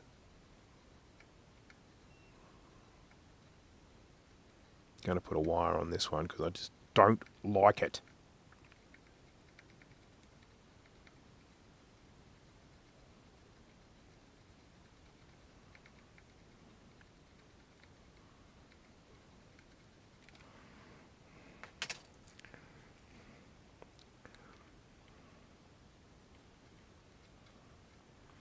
So I went to this event last weekend, and it was essentially a launch for a wine. It's a wine company. They have an event once a year, and they released this wine, which they call Graveyard. And it's a Shiraz or Shiraz, depending on how you want to pronounce it. And they make it up from a whole bunch of vineyards or vines growing in one particular area. And they blend it together to make this absolutely amazing wine, which is designed to age. It's one of these wines that's sort of specifically designed so that you're meant to put it away and it will develop a lot of flavours, which is a very tannic wine. It needs the age to mellow those tannins. Anyhow, so I went to this event and it was good fun. There is nothing more joyous, well, for me anyway. Actually, there's plenty of things more joyous. But anyhow, I do like turning up to an event at like 11:30 and then they just start offering you wine. And then they just keep offering you wine for the entire time you're there. I kind of like it. I like it.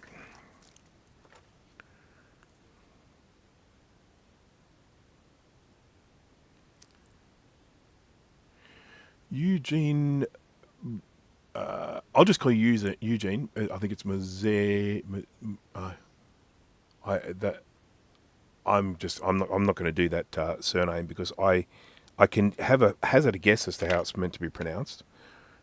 Maybe like a Moj, but I'm not sure how to pronounce the J and the K together. But anyhow, what sort of donations? Do tell.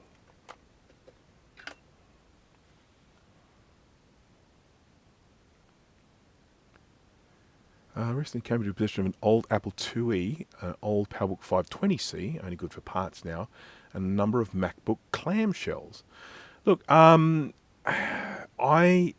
of the things that I do, I like to have things in my collection, and I like to feature them on the channel and all that sort of stuff.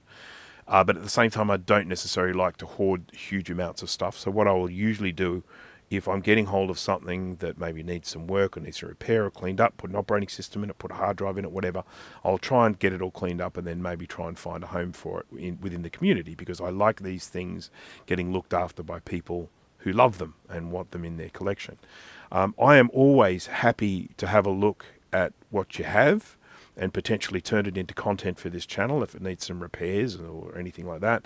And then if it's something that I already have plenty of, I will then try and rehome them. Yeah, I am definitely interested. The 2E, very interested in the 2E for sure, because I am a huge 2E fan. I know that a lot of stuff I do is Mac-based stuff, but I absolutely love the Apple IIe. It's because I used to have one. I grew up using the Apple IIe. It was one of the very first computers I ever used. A friend of mine, a school friend of mine, his father was a salesman for Apple in Australia. And so they always had Apple computers in their house. And I remember using an Apple IIe for the first time. I used computers by that stage, but not one as kind of awesome as the 2E. And so, yeah, always interested in that sort of stuff. So where are you located? You don't have to tell me exactly, but just approximately.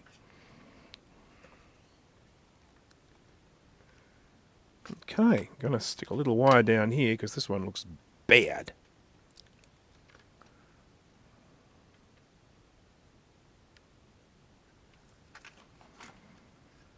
All rescued as e-waste. Wow. Newcastle. Okay, that's not too bad. It's up near the... I was just up there, as I was saying before. I was at an event up at the Hunter Valley. I was just up near Newcastle recently. So I could certainly do a trip to Newcastle for a pickup like that. Go and check out Newcastle while I'm there. Newcastle is it's about 2.5, 3 hours north of Sydney, I think. And it used to be like an industrial town, but it's becoming a lot more touristy these days. What would be the best way to reach out, communicate? That's a good question. Discord, or do you use are you on Discord? Are you on like things like the Tinker Different Discord? Or the other thing you could always do is the Tinker Different website. And the Tinker Different website then has an invite onto the Tinker Different Discord. And then once you're on there, you will find me as a user on Discord. That's probably one of the ways. You can also message me via Facebook. I am on Facebook, so you can always just send out a message on Facebook.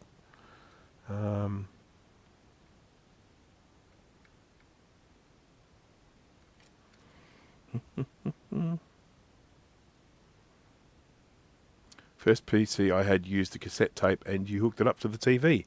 Me too.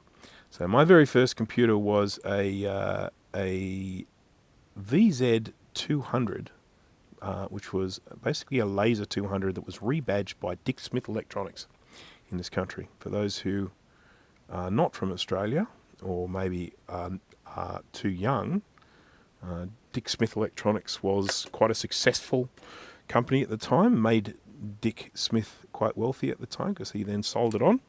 Doesn't really exist anymore. It sort of does, but only as a online sort of business. But it was quite cute because it was the nickname for the shop was the Electronic Dick. Then he went on to make a whole bunch of Australian products a little bit later on. And one of the best ones were his matches, and he was competing against Redhead's matches. So his matches were called Dickheads.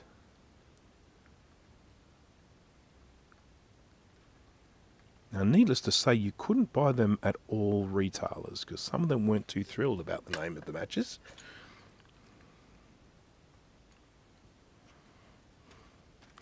I'll try Discord via Tinker Different. Cool. That would be good. Look, if that fails, if you go to my YouTube channel, you will find contact details there. You can get in touch with me that way.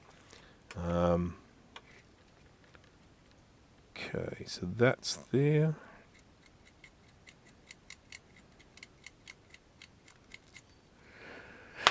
Okay, I mean, I do think I'm getting through this. I think I'm getting through the repairs here. There's a flying thing. What are you? Oh, whatever you are, you've just flown into a... oh, it's a... Oh, no, he got away. He flew into a spider's web. It's a soldier fly. A very, very benign creature.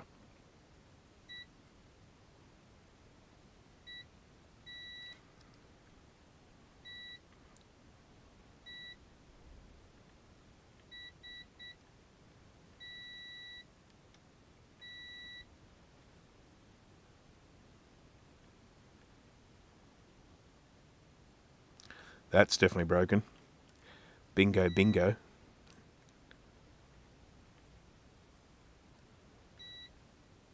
Yep. So we're going to need to fix that one. I miss the old Radio Shack. Yeah, look, the closest thing we have now to that would probably be JCar Electronics. I'd be lost without JCar Electronics. I do worry about them because the founder of JCar, I think he died relatively recently, and you always worry about what's going to happen to a business after the founder dies. You know, are people going to just suddenly turn around and go, no, we're losing too much money doing this. We're going to get rid of all the electronic components and only sell, I don't know, car fridges.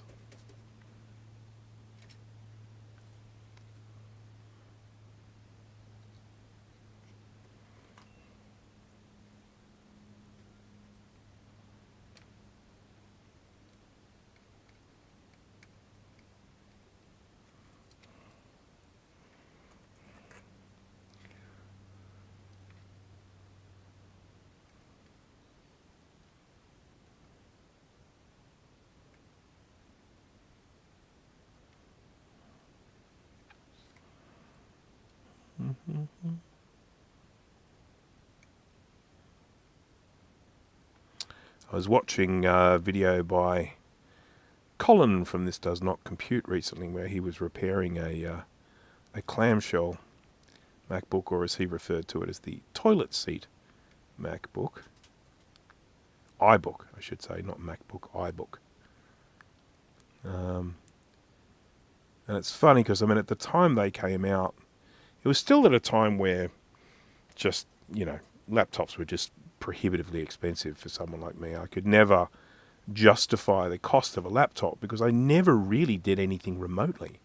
I mean, pretty much everything I did, I did, you know, sort of where there were PowerPoints and networking. So I just didn't need to own a laptop.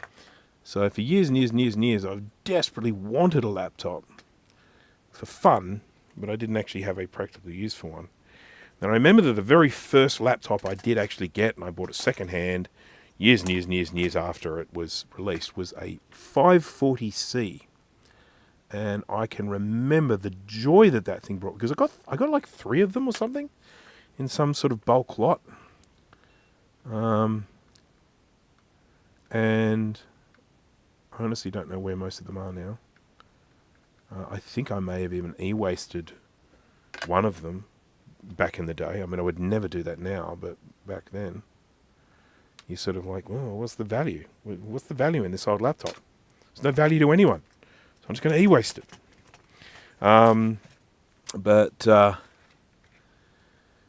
Yeah, I remember having that 540C and playing Civilization remotely. It was just joy. Yes, I have tried out the 2E card, thank you. I have not yet built the PSU board, so I do apologise. I am behind in everything. So I have to apologise. I have literally got a list as long as my arm of things that I need to be doing.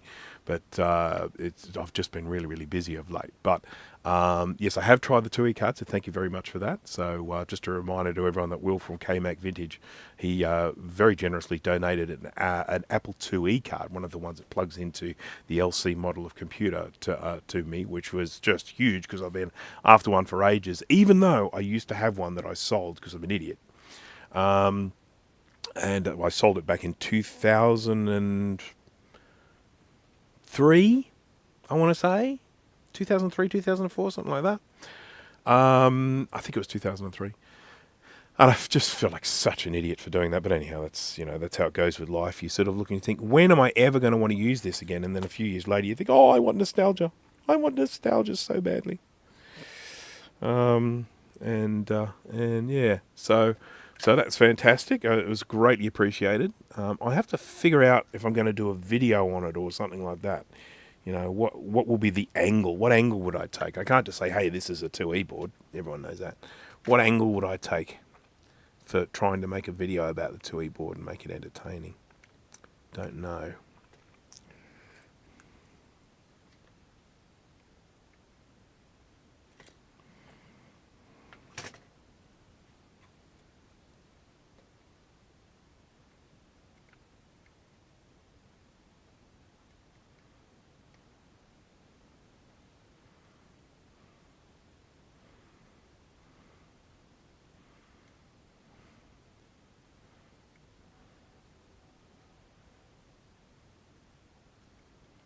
I actually have an Apple IIe here at home, but the problem is that it's got a US power supply in it. So I have to, if I want to use it, I've got to use like a little step down from 230 volts down to 110 or 120 or whatever it is. Later on, Apple actually produced power supplies that had a little jumper you could change. So you could actually change it so it would either work on 110 or 230, 240. But unfortunately, the power supply I have is an oldie, and it does not have that jumper on it. So another computer I would really love to get hold of is a 2GS. Once again, just outside of the price range when they came out. I have a 2GS monitor, but I don't have a 2GS. And of course the 2GS monitor, even though it's labelled as a 2GS monitor, you can use it on all sorts of things.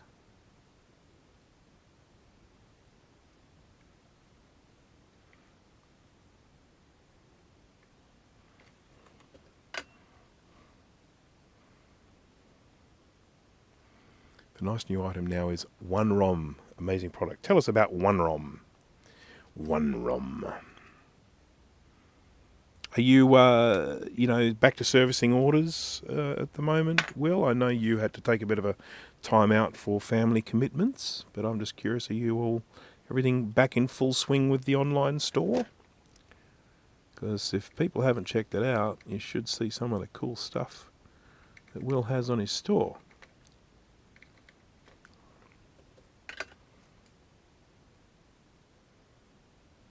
I can send you a 2GS, have a few, just cover shipping. I would be happy to do that. Now, but before I do that, I will just need to... there is someone who has also promised me a 2GS, someone who I'm actually seeing later this week. And they may have forgotten, but I actually said to them, oh, geez, I've always been after a 2GS. And this person came back and they said, I've got heaps of them and I hate them. You can have one of mine. So... I thought, okay, fair enough. I've got to check with that person, seeing as I am actually going to be seeing them later this week, see if they do still have them, and see if they are still happy for me to grab one, because I would definitely like to have one. It would be a lot easier if I were to grab one from this person than having it shipped from the Caymans.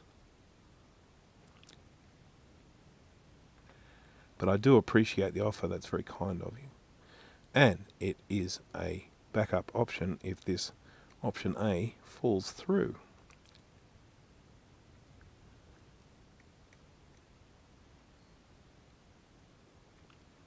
I just always felt like the case for the 2GS was just so freaking slick. I don't know. There's just something about it. I'm just like, oh man, that looks so cool. And it had a mouse. I don't know, you could technically connect up a mouse with the right card to a 2E, but I used to have a trackball. Great big trackball, red trackball. And that was what I used to use. I had a joystick as well, so I could play some games. I wasn't very good at them. But I remember playing Karateka. And I remember playing Ghostbusters.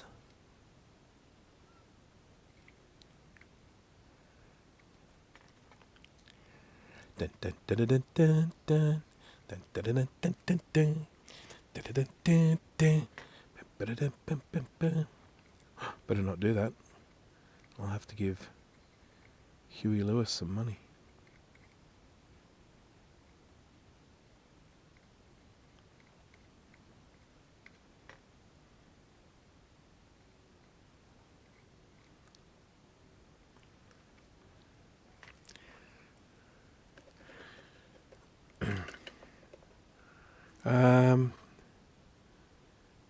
One ROM can emulate various different ROM chips. Oh, that is so cool.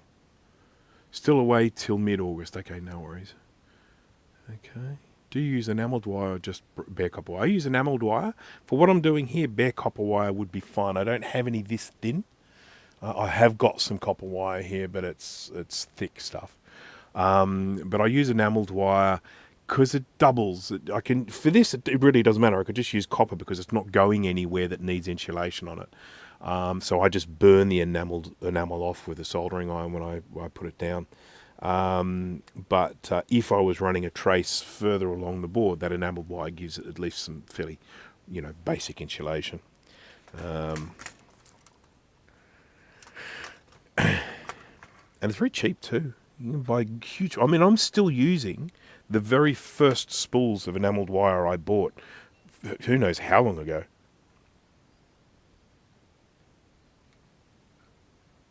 I just bought them on eBay. For cheap.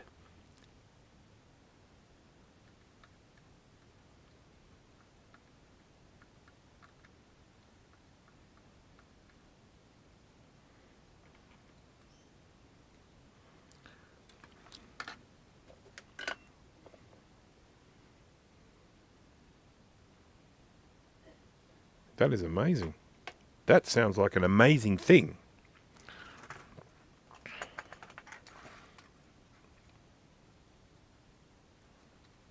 I'm so out of, the loop. For a while there, I was just always following all of these new things that were coming out, all of the new reloaded boards and all that.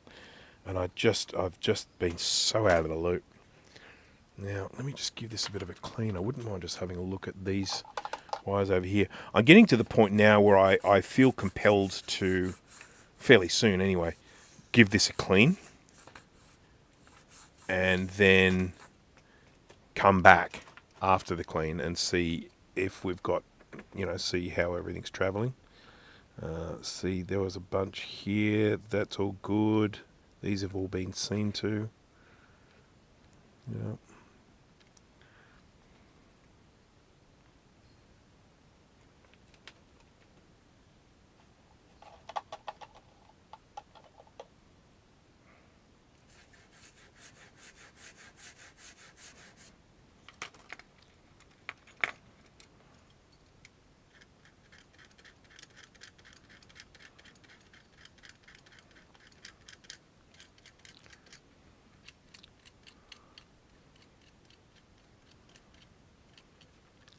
There's a lot of trace repairs here. And of course, the awful thing is I'm going to have to go in and test all of the ones from this one as well.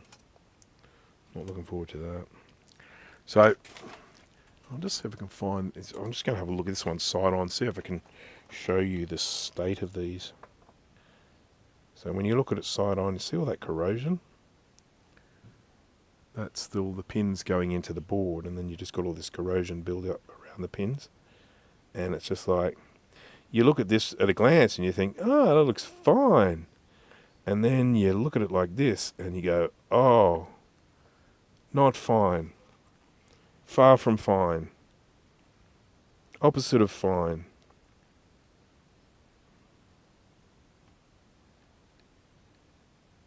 So yeah, this one would probably need that connector to come off. It's the I/O one again. It's the I/O connector does get exposed to more potential for corrosion because of that board that has the battery in it. So any Lisa that had a battery in it that allowed it to keep time when you switch it off, that sort of thing, the battery was stuck on the back of that I/O board and it leaked. And so that did damage to the I/O board, and then also can drip down and do damage to this backplane board. So a bit of a shocker. Okay, now let's just have a little look here, because this did actually end up starting to look a little bit better once we got up this end. This end here, it all looks pretty good. We don't see any of those really big gaps. So it'd just be a matter of getting some solder on here and neatening it up a bit.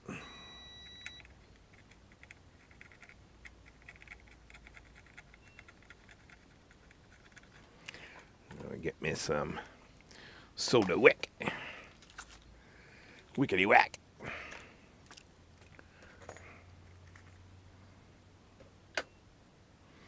And I am going to order myself a new soldering iron tip today or soon. And I might actually get myself a spare as well, because I don't like only having one of my favourite tip.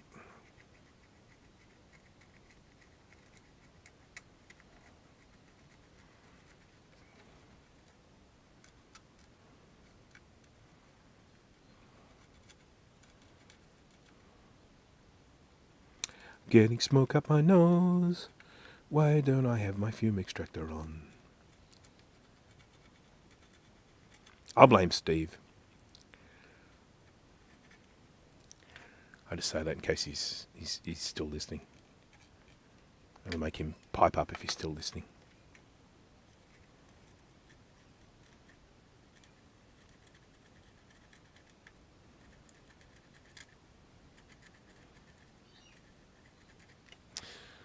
Bow, bow.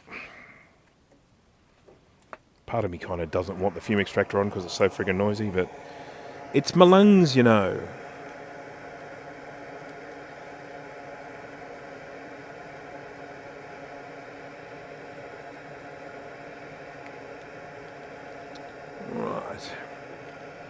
Right, well, let's get the little multimeter out. I will get the green light. You can see the green light there. So I'll point under here. In this little box here, you see the green light just there. So look out for the green light, because you probably won't hear the beep. So let's look at this bottom row.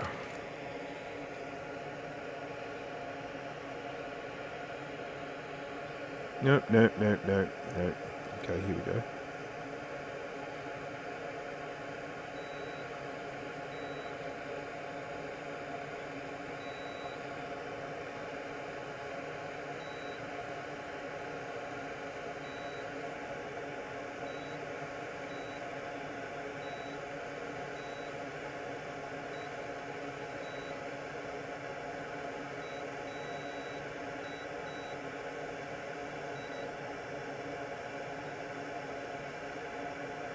We got ourselves a dead one.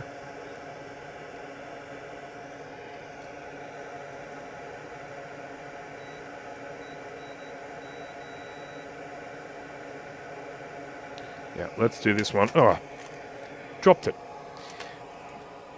And I'll get a bit of wire ready to poke into it because I will forget where it is.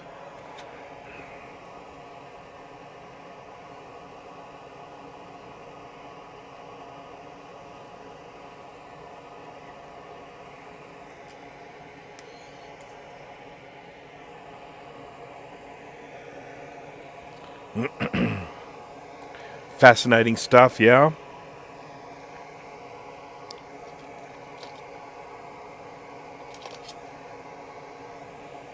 I've ended up with some very bendy tweezers. I don't know why. Right, so there's the wire, ready to go. Now let's find this thing again, because I've looked away and I don't know which one it is now. So, oopsie. Get away, Fluff.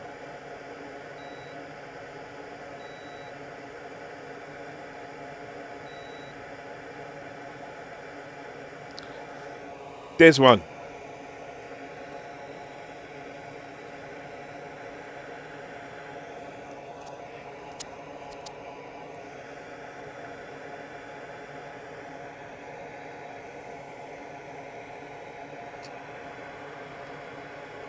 Okay.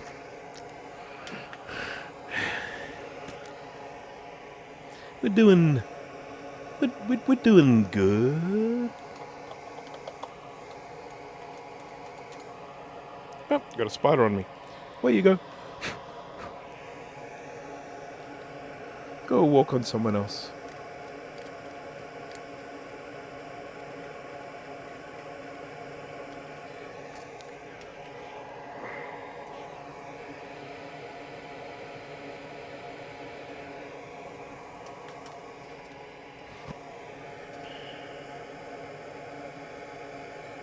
I think last time I live streamed, I was still fighting off a cold or sort of a virus. It was nasty, and it really caught me off guard because it kind of happened quite early in the season, in the cold season, and it really knocked me for six. I was sick for ages and had a cough for eternity, but pretty much back to normal now, which is nice.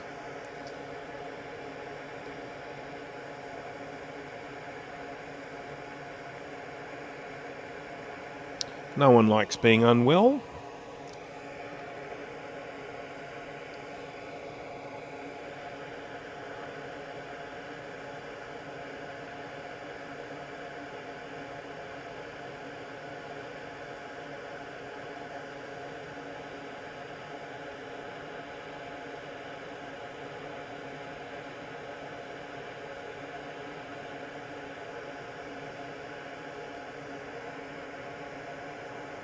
Really should be using two tweezers for these, two sets of tweezers. It does make it a lot easier when you're trying to control these things. Well, we're good. We're good. We're making it happen. This ain't going to be the prettiest thing in the world, but at least we will have continuity, I dare say. Is everyone still here? The chat's gone very quiet there. I just want to make sure there are people still here. It's got an eBay ad with an AI voice.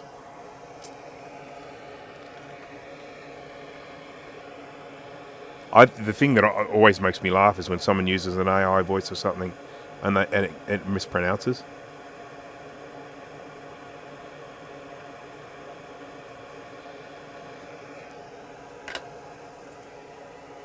Good, good, good. Everyone's here. Good, good, good.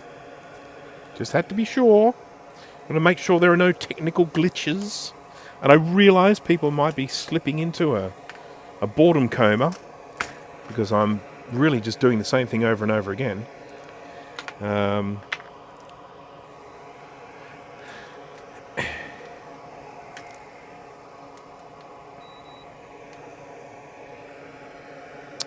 Right. Good. Good. Good. I've still got a bit of fluff on the end of this thing. Stop it.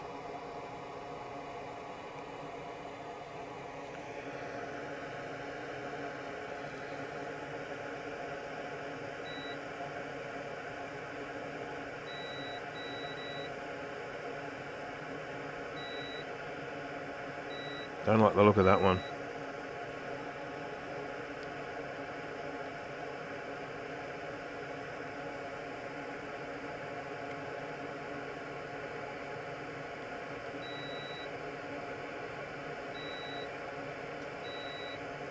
Okay, so that one I think I'd like to look at. Even I might be able to just do that with a blob of solder. We'll just see.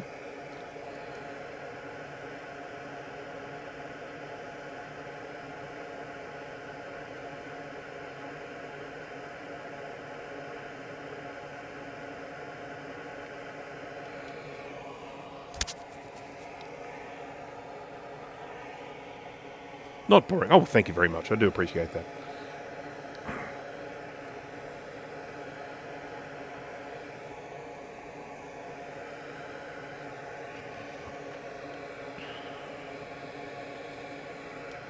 It's just the repetition of it, you know. I mean, it's like...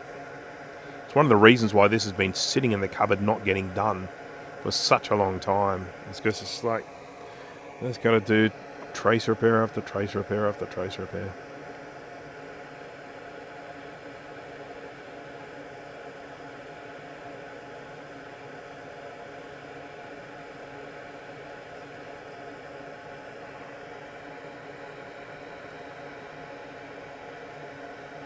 I'm just wondering if I can cheat this one and do it without running the wire down the hill. I think it's alright. I think it's secure.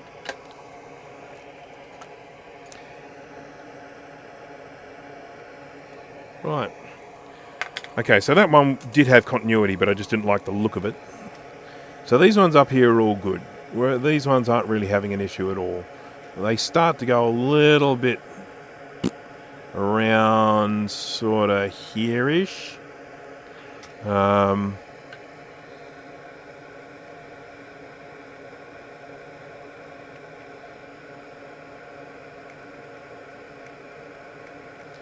that one don't look too crash hot either. I mean, it's just a precaution.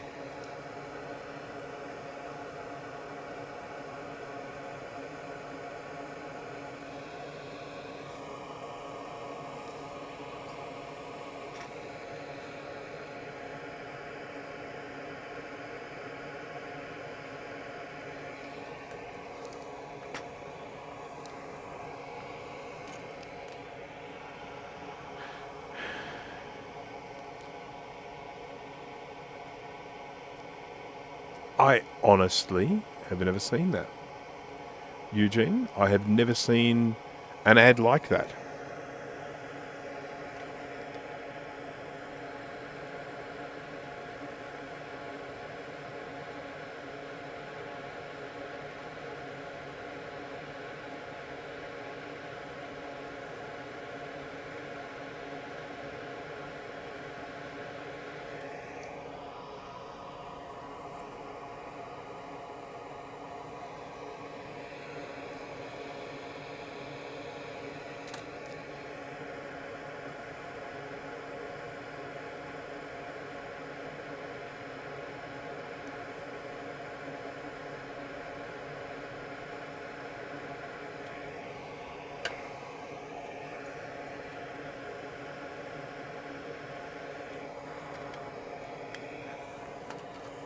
Pull up. Pull up.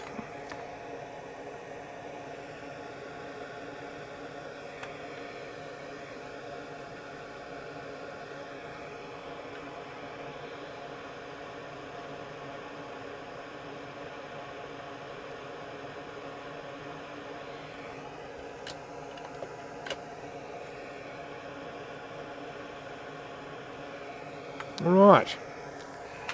Well, I think that's probably it. I think I have done all of them. Some I've done still had continuity, but I just didn't like the look of them, and then some of them had no continuity, and I fixed them. But I think I'm probably done with this for now. I will have another look after it's had a good clean. But I think we're probably good. I mean, it ain't the prettiest thing in the world, but if we're to be perfectly honest, neither is the Lisa.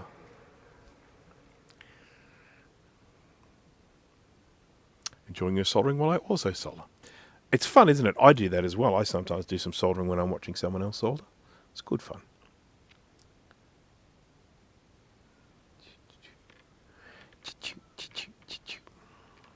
Yeah, this will all need to be checked fairly closely, but I want to check that after it's been cleaned. And then I'm going to coat it all in UV solder mask. I mean, when you've got solder on it, that generally protects it, but oh wow, what do you got here?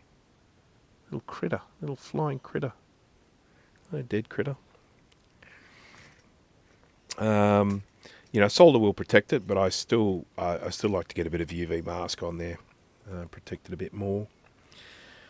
Yes, so joy oh joy. And then I've got to solder that connector back on again. Look at this. How's this for some fine work? This came out of the factory like this, I should mention. Look at this. Couple of resistors in there. Cut some traces.